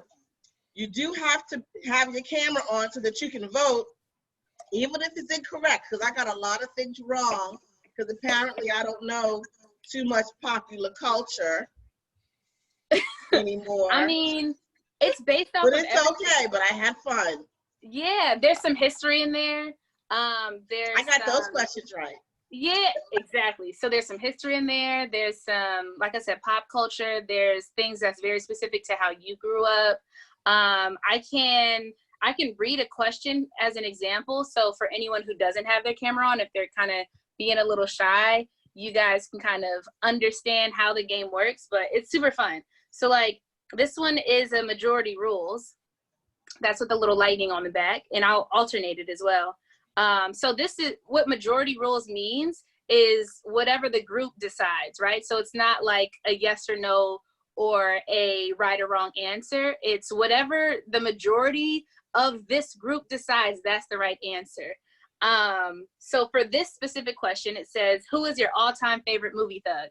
Is it A, Nino Brown from New Jack City? Is it B, Doughboy from Boys in the Hood? Is it C, Bishop from Juice? Or D, Tony Montana from Scarface? So that's very biased, right? Like that depends on however you grew up, however you like. You know, so Raquel voted old for people, it's gonna be 4. Nothing beats Scarface. I'm sorry. I mean, I'm not gonna lie to you. Bishop was kind of sadistic. Like he kind of scared me a little bit. I mean, Tupac is fine, but he was scary at Juice. Yeah. I believed him. Between Scarface and New Jack City, yeah. Right. That's my era. Some of y'all weren't born yet. I don't know. But a lot of these movies are also on Netflix. So if you weren't born yet, it's time for you to catch up, okay? I mean, Netflix is coming out with some heat right now. I mean, they know we're in the house, and I appreciate that. So yeah, so that's kind of how the questions will go. So I'll ask the question, give you the answer. I mean, the options. I'll give you maybe 5 or 10 seconds, and then I'll ask you to throw up your answers. And then everybody should throw up their answers, whether it's A, B, C, or D. And that's kind of how it works. I don't have my glasses on, so I can't really read these names. Hold on. All right. Sadiqa? Is that your name? Yes. I mean, you're in my corner, so you can't see me. But Sadiqa, right? Yes, Sadiqa. Sadiqa. Oh, hi, I'm Riz. How's it going? Feel free to turn your mics on, everybody. I know there will probably be background noise, but I want you to, feel free to talk, interact. I don't like talking to myself. I mean, I don't know if you can't tell by the way that Raquel and I are kind of talking, but feel free to talk to me as well. And I see Crystally, right? Is it Crystally? You got me squinted. You're still on mute. Oh yeah, Crystally, you're still on mute. Crystally with nice eyebrows. Right. Did you just get those done, girl? I mean, the shops are open, so. I can't hear you, but once you figure out how to unmute it, I'm on my iPad, so it's in the top right-hand corner. Can you hear me? I can. Hi. Okay. Hi. Nice to meet you. I'm Reese. Nice to meet you. Right. So, like I said, I know there's going to be a little background noise, but feel free to keep your mic on. Feel free to talk. Don't shout out the answers, but we can definitely discuss them. Are you talking about me, Reese? Did I do that before? I am not saying any specific names. I mean, I'm not shouting nobody out. It was Roxanne. It was Roxanne. That's who did it. Or what about Angel? I see you down there. Don't be calling me out. Angel, you already started playing with us, so I appreciate, you bringing in the fun already. I think you voted for Bishop too, because you knew Tupac. So if you want to unmute yourself. I saw it in the movie theater. Were y'all born yet? How about that? No. I mean, I could have gone, but I was way too young to go. All right, so like I said, I don't want to force you into it. However, if you feel the spirit move you to start playing and to start interacting with us a little bit, then feel free. I understand that some people are a little bit shy. I get it. Surprisingly, I was that way too in the past. But hey, like, I'm trying to meet friends during, well, I call it Rona, so during Rona. So I'm forcing myself to get out there, okay? And you can also put your answer in the chat box. I'll look at it. Okay, good, because I can't see it at the same time. I know. Okay, perfect. Okay, so Raquel and I are working together so we can make sure that everybody has a voice and everybody can have fun. So you guys ready to get this started? Yes. All right, bet. So I'll let you guys kind of vote on it. You want correct answer wins or majority rules? Correct answer. Okay. I really like this one. Okay. So what is Mike Jones' phone number? Is it A, 867-5309? Is it B, 707-606-0842? Is it C, 777-9311? Or is it D, 281-330-8004? And yes, I did read it that way on purpose. Four. I don't know. I don't know who Mike Jones is. One. You don't know who Mike Jones? I'm old. I'm sorry. Who? Y'all need the options again. Y'all got it? Who is it? Okay. Who is he? Who is Mike Jones again? I know the name. It's a rapper. Houston. Rapper. Yeah, he came out like early 2000s. I was probably like, for real, like 13, 14. I had responsibilities and it was, by then. They had a song called Back Then They Didn't Want Me, Now I'm Hot, They All Want Me. Like exactly. What was it? He came out with Paul Wall and the Grills. But anyway, so the answer one of them. Okay, yeah. Yeah, the answer is D. Mike Jones' phone number is 281-330-8004. No? And I got it right. See, I guessed right. So there. Huh. Yeah. Yep. So who? Mike Jones. It pays to give an answer, even when you don't know everybody. Right. I can't believe y'all don't know that. All right, it's cool. Wait, did we get to? I saw one person at least type in the chat box. Nasir put in B. I mean, you weren't necessarily right, but points for trying. All right, let's go with the majority rules. Okay, so which food do you ask a certain family member to make because nobody else can make it right? Is it A, the mac and cheese? Is it B, the potato salad? C, deviled eggs? Or D, cornbread? I can read the options again. What's the question? Which food do you ask a certain family member to make because nobody else can make it right? Potato salad. Is it A, mac and cheese? Is it B, potato salad? C, deviled eggs? Or D, cornbread? It's all of the above.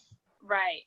Because, I mean, really, that mac and cheese does been nasty many a time.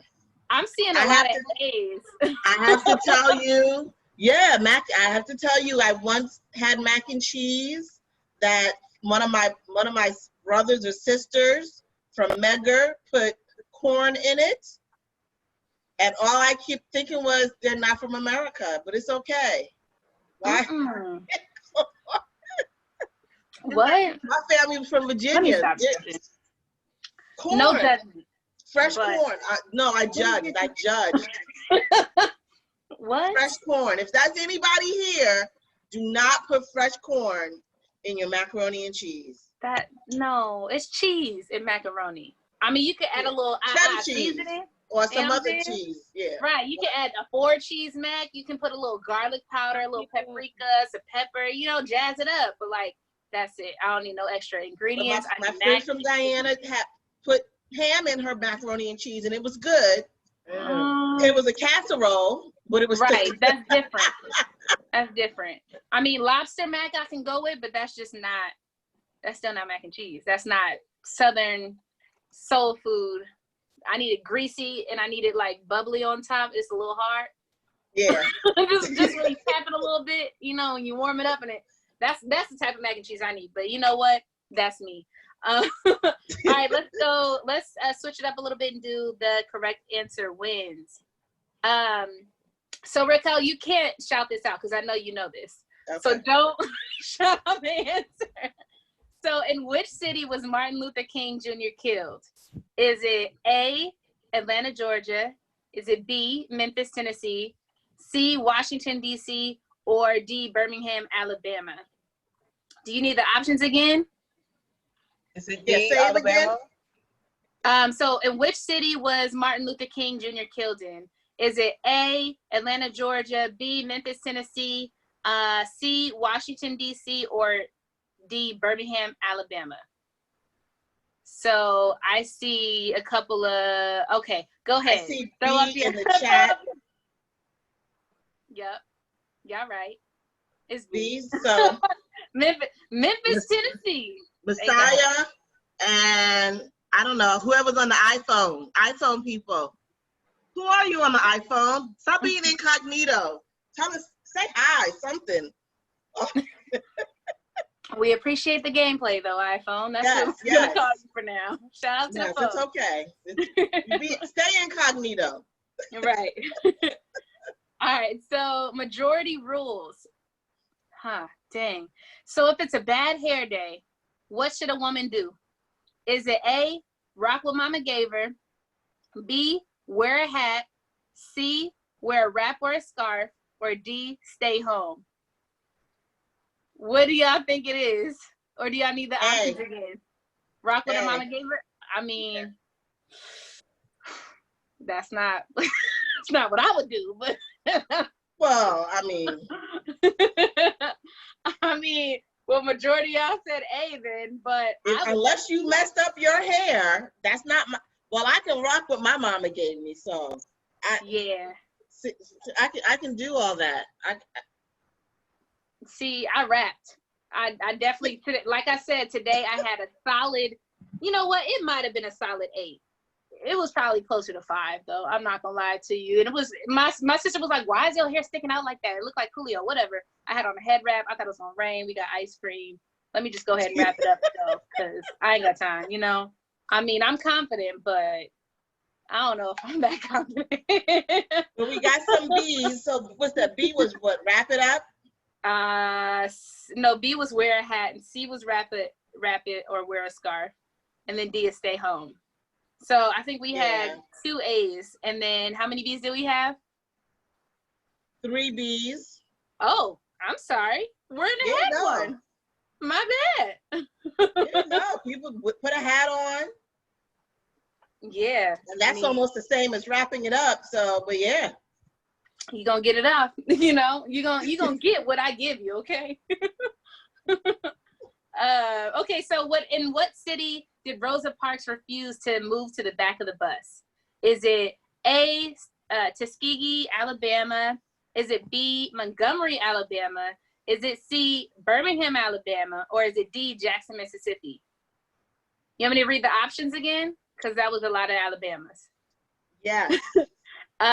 So in what city did Rosa Parks refuse to move to the back of the bus? Is it A, Tuskegee, Alabama?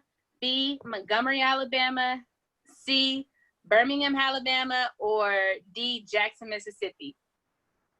I got it. Okay, I see Brandon answering. Go ahead. Throw up your answers. We got 4 B's in the 5 B's in the chat room, 1 B and a question mark.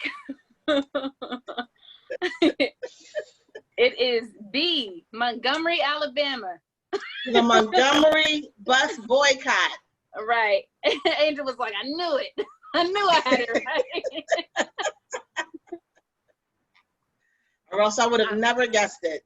Right. You guys are better than me because I would have been like, how many Alabamas was that?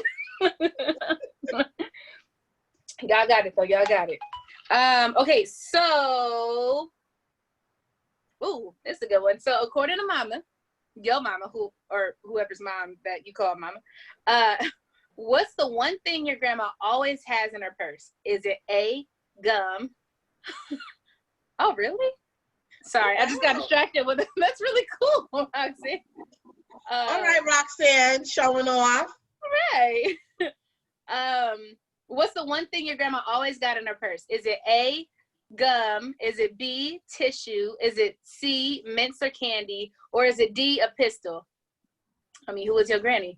Like I said, what's one thing that your grandma always got in her purse? Is it A, gum? Is it B, tissue? Is it C, mints or candy? Or is it D, a pistol? Candy. Okay. I got a couple of, I got some tissue. I got some mints.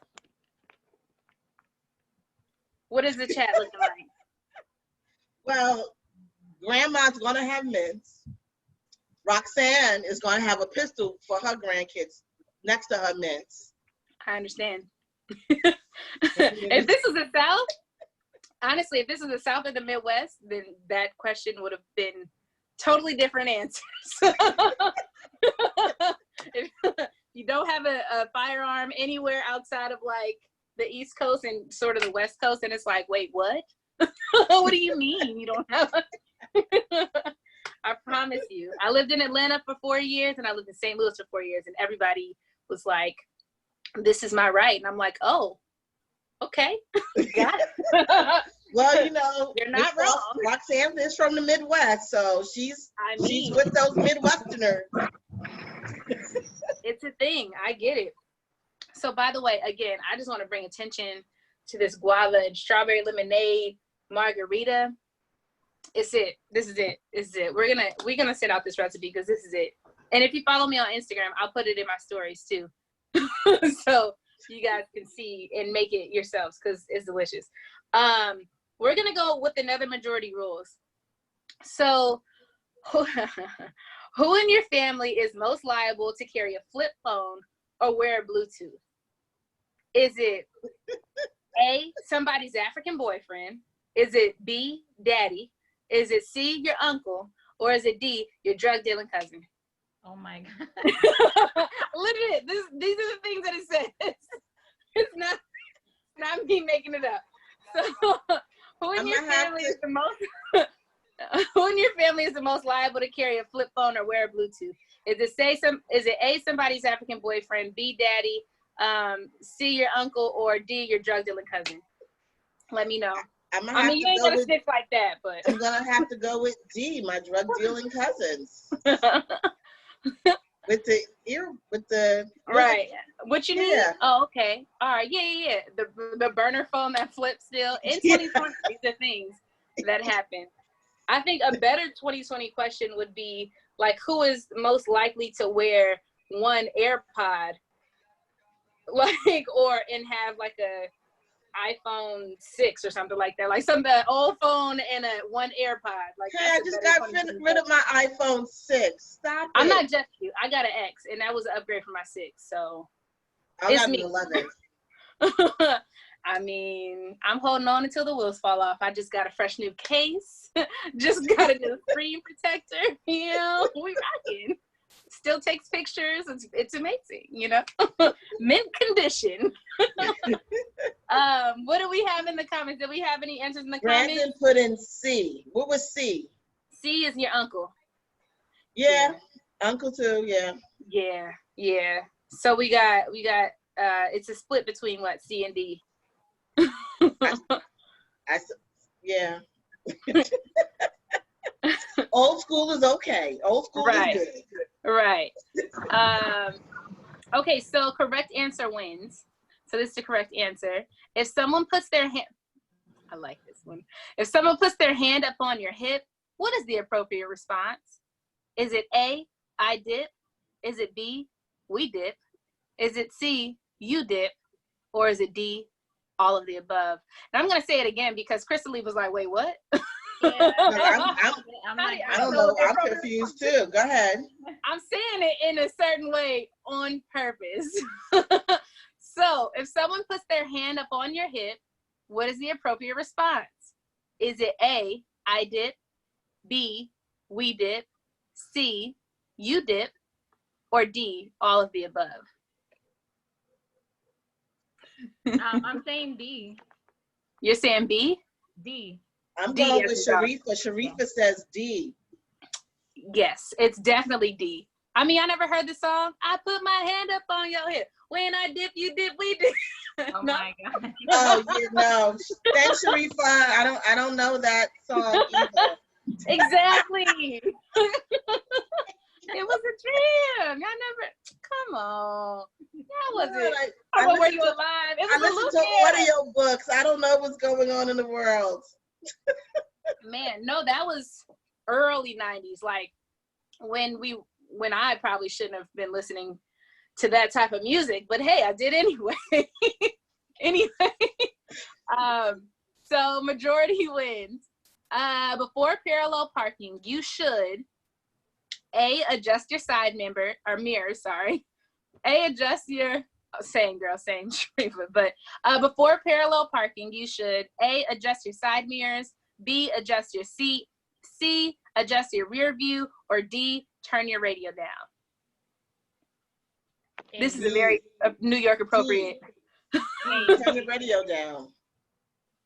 D. Yeah, turn your radio down. Yeah, I mean, I think the correct answer in the driver's manual is probably adjust your side mirrors, so you might not be wrong, Crystal Lee. However, I can't see the back of my car if my music is too loud. It just doesn't work that way. Like, I gotta be able to like, okay, I know my car is this big, but if I get too close, oh, am I gonna kiss? But I can't do all that with the music too loud. Well, also, if you're a New Yorker and you're parking on the street, you already know that bumpers are for tapping. It's car just a little behind kiss. you. Just a little. That's how you know you're in the space. Right. You mwah, like, it's not like a makeout session. You don't like wreck a car. That's my motto. They can't take my Yeah. driver's license away. So if you see me, I will squeeze into a space. I'm just letting you know. Hey, I've had situations where my friends are parking and have kissed my car, and I'm like, really? I was supposed to know you backed into the space until you hit the bumper. I mean, you gotta, you gotta fill it out. You gotta know your car. You know what I'm saying? Like, just how you know your gas tank, you gotta know the space of your car. I know that I'm gonna tap a bumper before I park. Oh gosh. All right. We're gonna do a correct answer. Okay, so I don't know if this is easy or hard. But we're gonna try it. So, who wrote "Lift Every Voice and Sing," aka the Negro National Anthem? Is it A, Langston Hughes, B, James Weldon Johnson, C, Booker T. Washington, or D, Maya Angelou? Do y'all need the answers again? Y'all need a couple seconds to decide? Got it. Sharifa got it. She put in the answer. Yeah, it's B. James Weldon Johnson. It's definitely yes. I went to a HBCU for undergrad, so literally every incoming freshman class had to learn this song, had to sing this song. We had to dress in white, hold candles, and pay homage to our institution while this song was playing. So yeah, we didn't have a choice but to know this. As you should know the was it Negro National Anthem. Mm-hmm. Okay. Ooh, it's a little tart. Majority rules. So, what is the correct way to curve somebody? Dang. Is it bye-bye? Is it don't come for me unless I send for you? Is it explicit please? Or is it bye Felicia? Do y'all need those answers again? Yes, I do. All right, I'll read it one more time. So what is the correct way to curse somebody? Is it A, bye-bye, B, don't come for me unless I send for you? Is it C, explicit please? Or is it D, bye Felicia? So Sharifa said it's C. And then Crystal, you said it's B? Yeah. I think it's C. It's C. And then Roxanne said, C. don't come for me. I mean, if I got to vote in this, I'd probably say C. Yeah, okay. One of those. All right then, bye. I'm out. Okay, let's do a correct answer. So, according to mama, whether it's your mama, somebody else's mama, maybe a friend's mama, it's mama, okay? What does it mean if your ear keeps itching? Is it A, you need to wash? Is it B, someone is talking about you? Is it C, you need to see a doctor? Or is it D, you're about to fall in love? If what is itching? If your ear keeps itching, is it A, you need to wash? B, somebody is talking about you? C, you need to see a doctor? Or D, you're about to fall in love? I go with B too. Yeah, B. it's definitely, oh, somebody talking about me, I feel it. Or is your eyes twitching too? Is that what that means? Yo, if your eyes twitching, somebody talking about you. Yeah. Yo, my eye been twitching a lot lately. I've been on somebody's mind. Gosh.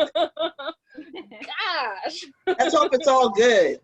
I mean, you know, whatever. At least I'm on their mind. Let's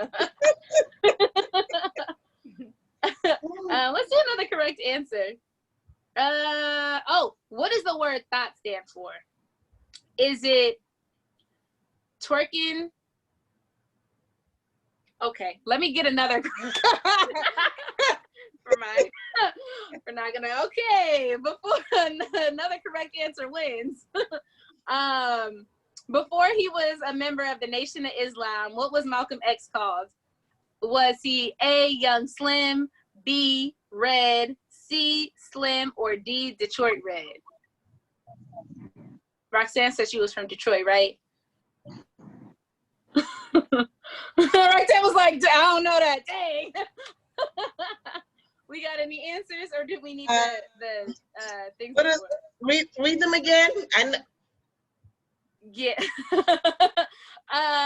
Okay, before he was a member of the Nation of Islam, what was Malcolm X called? Is it A, Young Slim, B, Red, C, Slim, or D, Detroit Red? I'm gonna go with B, but I almost want to say D. I'm gonna go with B. Okay. Anybody else want to vote in this? Kind of think it was Detroit Red, but it's definitely Detroit Red. But yeah. I tried to give you a hint, Roxanne. I tried. I'm should have won my first thought. All right, I was two names. You sure you don't want? All right, you got it. All right. Majority rules. What movie does every Black person have in their collection? Is it A, Friday, B, Boys in the Hood, C, The Color Purple, or D, Scarface? Or maybe they have it downloaded or in their Netflix queue, or not on DVD. You want the options again? A hard one. I say B. The options again are A, Friday, B, Boys in the Hood, C, The Color Purple, or D, Scarface. You said B, Crystalie? Yeah, I said B. I'll go with B, or maybe A. B for the well-adjusted families.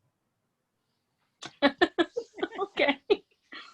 See, I would have voted D, but that's me. I also don't have any of these movies in my collection at all. Was that The Color Purple? It is. No, what did I say?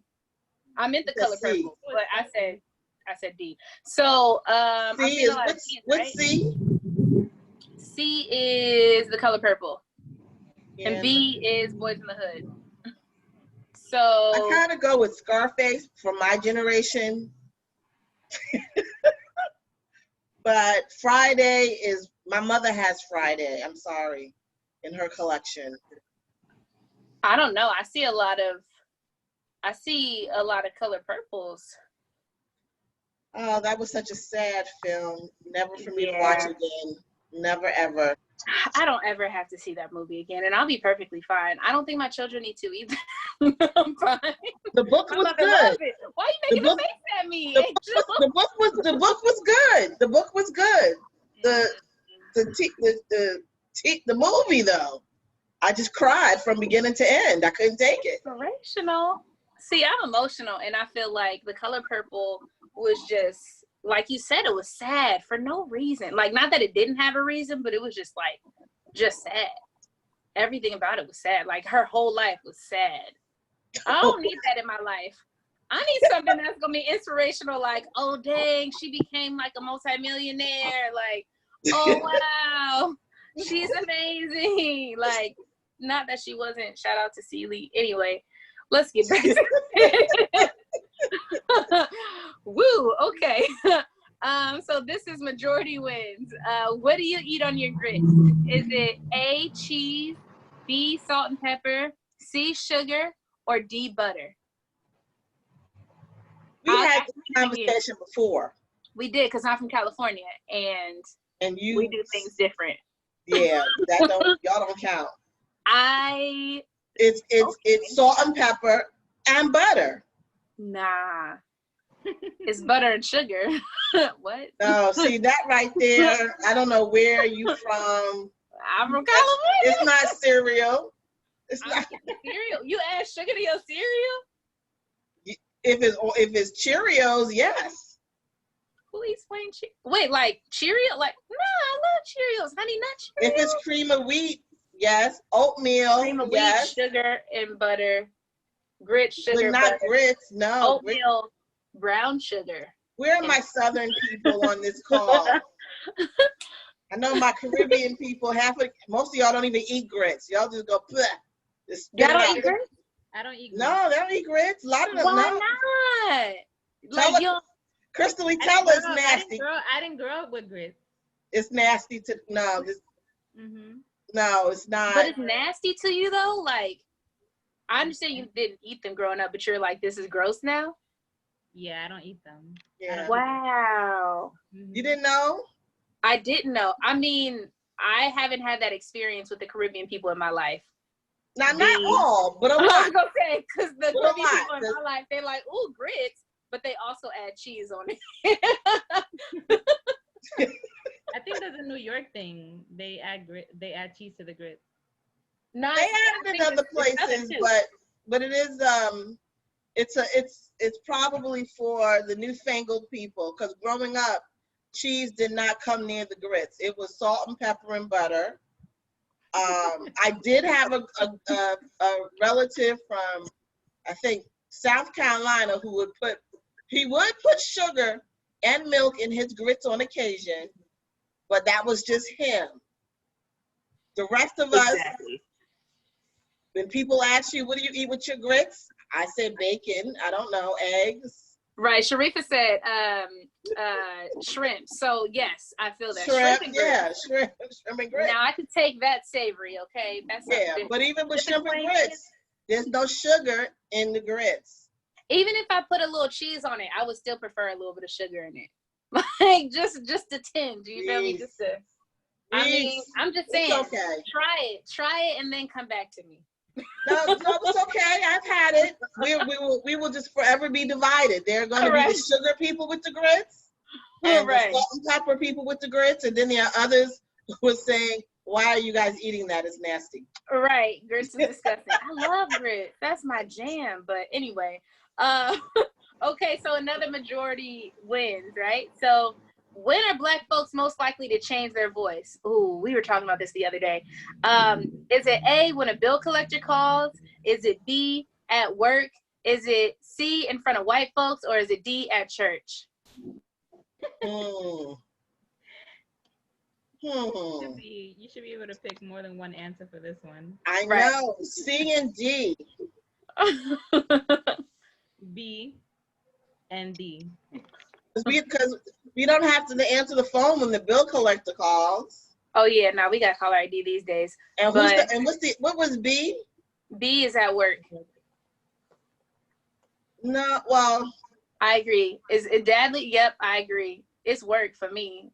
I definitely have a work voice. Yes. We have our professional voice. It's a code switch. I mean, it's definitely a code switch.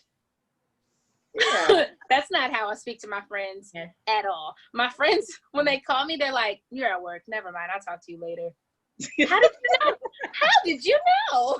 I'll be like, "That's not how you speak." Oh, okay. I'll talk to you in a bit. Not. Oh, okay. I'll call you back. Nope. Talk to you in a bit. See you later. All right. So I think we can all agree. Or not all of us, but most of us definitely said B. All right, let's keep it going with these majority rules. I kind of like this. So, what soap opera did your grandma make you watch with her? Is it A, As the World Turns? Is it B, Guiding Light? Is it C, The Young and the Restless? Or is it D, Days of Our Lives? What? You just said General Hospital, so none of that matters. It wasn't an option. Does this work? You know, oh, look at that. You know how they be on YouTube and you're like, oh, this is the product. Yeah, no. So, or I guess E, General Hospital. So is it A, As the World Turns, B, Guiding Light, C, The Young and the Restless, or D, Days of Our Lives? Y'all didn't watch soap with your grannies? I did. Everything on Channel 7. Was that Days of Our Lives? Was that on Channel 7? It's been so long. But General Hospital, Luke and Laura, you know, y'all missed. Valid. That's valid. I mean, otherwise, isn't Young and the Restless still on? So maybe we go with them because they're still hanging in there. Yeah, I would say Young and the Restless. That's what my granny, I still watches to this day. That's her jam. Soaps are her jam, okay? You can't tell her nothing. She's Spanish soap operas. What'd you say? I said I grew up with Spanish soap operas. Okay. Yeah. Telenovelas. I love those. I just don't speak Spanish. Yeah. Have you seen Jane the Virgin? No. This is really random, but I've been on this I want to watch shows that have a lot of seasons so I could binge them, but not be over them really quickly. So I started Jane the Virgin the other day, and basically it's all about, not all about, but a lot of the show is about telenovelas. So you might like it. Okay. It's really funny, actually. Jane the Virgin. My coworker was talking about it one time because her daughter was watching it, but she said that she had to stop her from watching it. Why? So, is it an innocent show? That's what she stopped. But it's definitely adult conversations that happen. Your friend is a good parent. That's all. Okay. Yeah. That's all. Some of us were half raised, and right. Let your friend be a good parent, because I can tell you all the things I saw that were aged inappropriately for me. But I will say, at least through the seasons that I'm in, which is the first, she is a virgin and she's holding it out until marriage. So I don't know if that changes, but hey, just say she happens to be pregnant, but she's a virgin. That's all that matters. Okay. Okay, so majority wins. Best television sitcom of all time. Is it A, The Cosby Show? And this does not include the actors that may have done anything, something, whatever. It doesn't include the actors. We're talking about the shows. Okay, is it A, The Cosby Show, B, Martin, C, Good Times, or D, The Fresh Prince? Martin. A, The Cosby Show, B, Martin, C, Good Times, or D, sorry, The Cosby's. Okay. Cosby Show.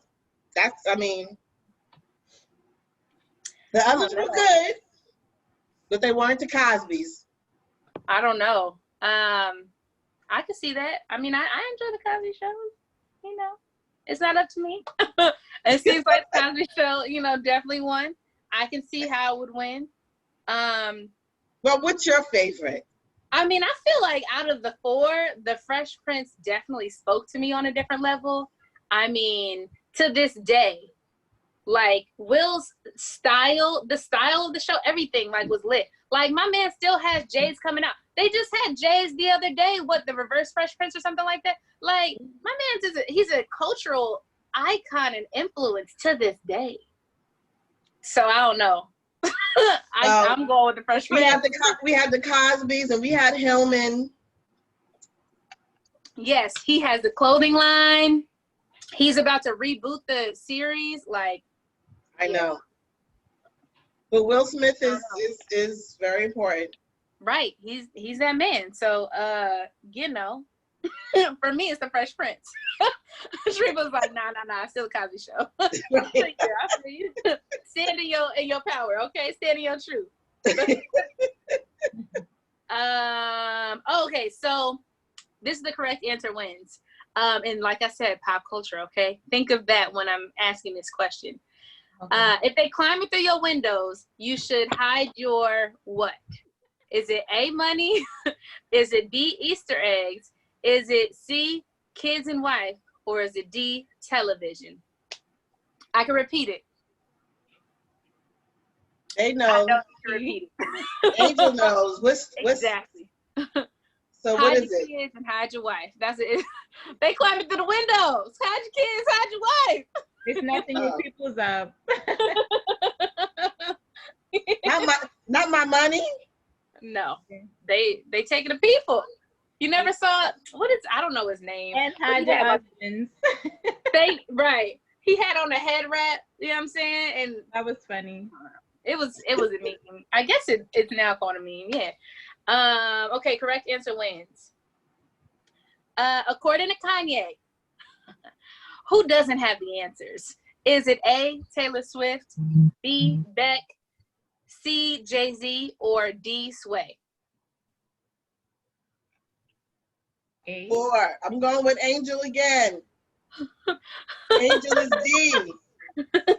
It's definitely Sway. You don't have the answer, Sway? Well, I think he said it in a different way. You ain't got the answers, but you know, more of the story is Sway don't have the answers. Okay, majority wins. What is the nickname your mother gives your significant other? Still to this day, this applies to me, and I'm almost 30. So anyway, is it A, your little boyfriend? Is it B, your little friend? Is it C, that fast-tailed heifer? Or is it D, what's his or her name?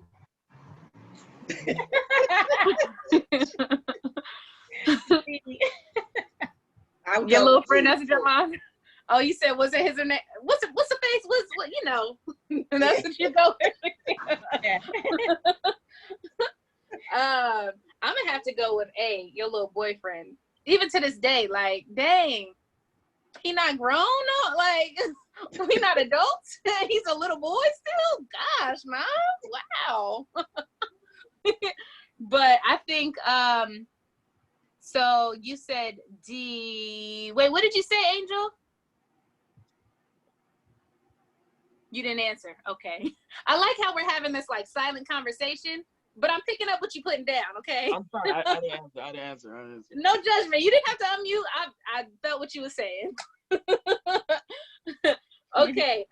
Another majority rules. Who are the top 3 rappers of all time? Now, this is hard. However, they're as a group, though. This is a group type of answer. And I'll say the answers twice. So is it A, Biggie, Tupac, and Jay-Z? Is it B, Wayne, Eminem, and Drake? Is it C, Rakim, Slick Rick, Chuck D? Or is it D, Dylan? So who are the top 3 rappers of all time? Is it A, Biggie, Tupac, Jay-Z? Is it B, Wayne, Eminem, Drake? Or is it C, Rakim, Slick Rick, Chuck D? Or is it D, Dylan? Dylan. Die Line, like making the band. Oh. Top 5 rappers of all time. Die Line, Die Line, Die Line. No? I don't know. No. Pop culture reference? He was okay. I'm All saying you youngins online, it's C. That's all it is. It's C. no. Oh, yeah. Nah. Yeah. Okay. Whose Wait, music have they been playing since the 80s to this day? I mean, who has to this remade day, some though? of their raps? Yes. To this day, though? They are playing. Yes. To this day. I don't know about to this day. Like 2020 day, I don't know. Yes. About. They're still out there doing their thing. And when you went to their shows, you didn't have to worry about getting shot. What?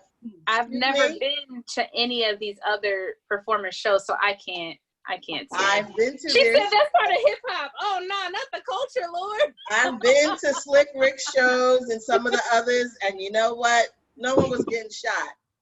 I mean, before you got to a Jay-Z, didn't Biggie and Tupac get assassinated? I mean, will we call it assassinations? That's like a heavy word. Ooh, I mean, I guess. There's nobody shooting at a Slick Rick concert. I can tell you that. I mean, Jay-Z is still alive, but A1 though. So, you know, this is an East Coast call. Jay-Z, Biggie, and Tupac. I'm from the East Coast. I know, that's what I'm saying. Like, I'm surprised that you didn't pick those because Biggie is everywhere, literally on every street corner. I like them too. I would definitely go with A. I am still a Biggie fan to this day. Like, I grew up on Biggie in California. So, I mean, so I'm gonna have to go with him. But I did watch Brown Sugar the other day, and Slick Rick and Chuck D were both in that movie. So I don't know if you knew that, but bonus. Let's do a correct answer. So, which historically Black fraternity was the last to be admitted to the Divine Nine? There's no shade. This is just a question, okay? Yeah. Go ahead. I'm sorry. Go ahead. Okay, sure. Is it A, Omega Psi Phi? Is it B, Iota Phi Theta? Is it C, Kappa Alpha Psi? Or is it D, Phi Beta Sigma? B. I don't know. The Iotas. Get up on your Divine Nine. Yes. I mean, I could say it like in the way that maybe people would recognize it. Like, so which historically Black fraternity was the last to be admitted to Divine Nine? Is it A, Omegas or Qs? Is it B, Iotas? Is it C, Kappas? Or is it D, Sigmas? And these are all fraternities, so. Is it D? I don't know. It's B. Nah, it's definitely B. It's Iotas. They were admitted in like the 70s or something. Like, it's like yesterday. But as like I said, I'm not in the Divine Nine, so I don't have no, horse in this race, okay? Just facts. But anyway, for majority wins, who taught you how to spell the word independent? Is it A, a teacher? Is it B, Lil Webby? Is it C, Destiny's Child? Or is it D, Lil Boosie? So I'm gonna say it again because he still helps me to this day. Is it, or she, or they, maybe? Who taught you how to spell the word independent? Is it A, a teacher? Is it B, Lil Webby? Is it C, Destiny's Child? Or is it D, Lil Boosie? My teacher. I don't know. Wow, that's really great. Or Destiny's Child. But no. I didn't even know they spelled independent. I am. How you are about to say it, that's how I learned it. Yeah. So I see a couple people said teacher. I don't know if anybody said something else. So then who taught us how to spell it? Because pop culture. Me personally? For me personally, it was Webby. INDEPENDENT. Do you know what that like? I mean, thank you. Because you're right. Like, I am that, but I didn't know how to spell that. So could I even be that at a young age? So Shout out to Webby. I mean, Gwen Stefani taught me how to spell bananas. Like, you know, music helps with development. And Okay. that's what I'm sticking to. Ooh, this is what happens when they took phonics out of school. My granny had me on hooked on phonics like literally my whole life. So I didn't have a choice. Legit, like the entire set. She gifted it to us for Christmas. But this is going to be the last question, and I'll let you guys choose. Are we going to do majority wins, or are we going to do correct answer wins? Majority. Yeah, I like majority. Majority? Okay, bet. So, I'm sure this is what people in my house say. But Mama says, stop running in and out of this house before you what? Is it A, hurt yourself? B, let a fly in? That's valid. C, break my screen door? Or D, let my good air out? Ooh, that's a hard one. Like I said, Mama says, stop running in and out of this house before you A, hurt yourself, B, let a fly in, C, break my screen door, or D, let my good air out. It's A for me. Gonna be C for me. Okay. Because we didn't have air growing up. That was for guests, but we did have a screen door. A lot of people are saying, hey, that's really nice. You know, your moms are so nice. They really care about y'all. My mom didn't care about me that much. She'd be like, girl, I don't care. Stop letting the air out. No, it's hot in here. Or she would get really mad at me if I let a fly in. If I let a fly in, to this day, like I said, my mom, she's a mom. So if there's a fly in the house, she's going crazy on everybody. Why are there bugs in the house? I'm confused. So, I mean, A definitely won, but shout out to you guys and your loving, caring mothers. My mom loves and cares about me, but she cares about flies more. And her AC bill. So I feel her. I get it. I get it now. Didn't then, because she didn't care. At least you grew up with AC. Exactly. I was cool, you know? Yeah. In my day, back in my day, as the old people would say, we just went outside. It's hot. No, but you didn't want to be. Yeah, but this is before video games. Outside was freedom. So y'all are scared to go outside. We went outside and roamed. Right, right. I mean, I was definitely outside. I still go outside now, but you know, you're right. We were kids these days, roaming. They don't like. Yeah, they don't like outside. They're like, no. Leaving the block, coming back, getting in trouble because we weren't supposed to leave the block. All kind of stuff. Going across town. Getting on your bikes and riding without a helmet all through the streets. It's hard out here for these kids these days. I know. Staying inside. Well, thank you all so much for playing Black Card Revoked with me, with us. I hope you all enjoyed your experience. I had a really good time. So did I. Right. I mean, you could purchase this game on your own time for sure. Or next time we have a game night, come back, play with us. Follow me on Instagram. The handle's below without the space. And then we'll let you know when we have something else coming up. So I'm Reese. Thanks for playing with me. Thanks, Reese. And don't forget to send us the drink recipe. I will not forget to send it to you. I got you. And like I said, I'll post it on Instagram as well. Great. So we'll have all of that. Dr. Roll, we had a good night. Yes, yes, yes. I had fun just watching you guys in the background. I didn't know many answers, but I enjoyed watching you get to your answers. Thank you so much for coming. And please, please give Raquel and Roxanne more feedback on what we can do to make things better for you in this new virtual normal that we're having. I know you enjoyed game night. I watched you, and thank you so much for staying from the beginning to the end. Bye-bye now. Good night, everyone.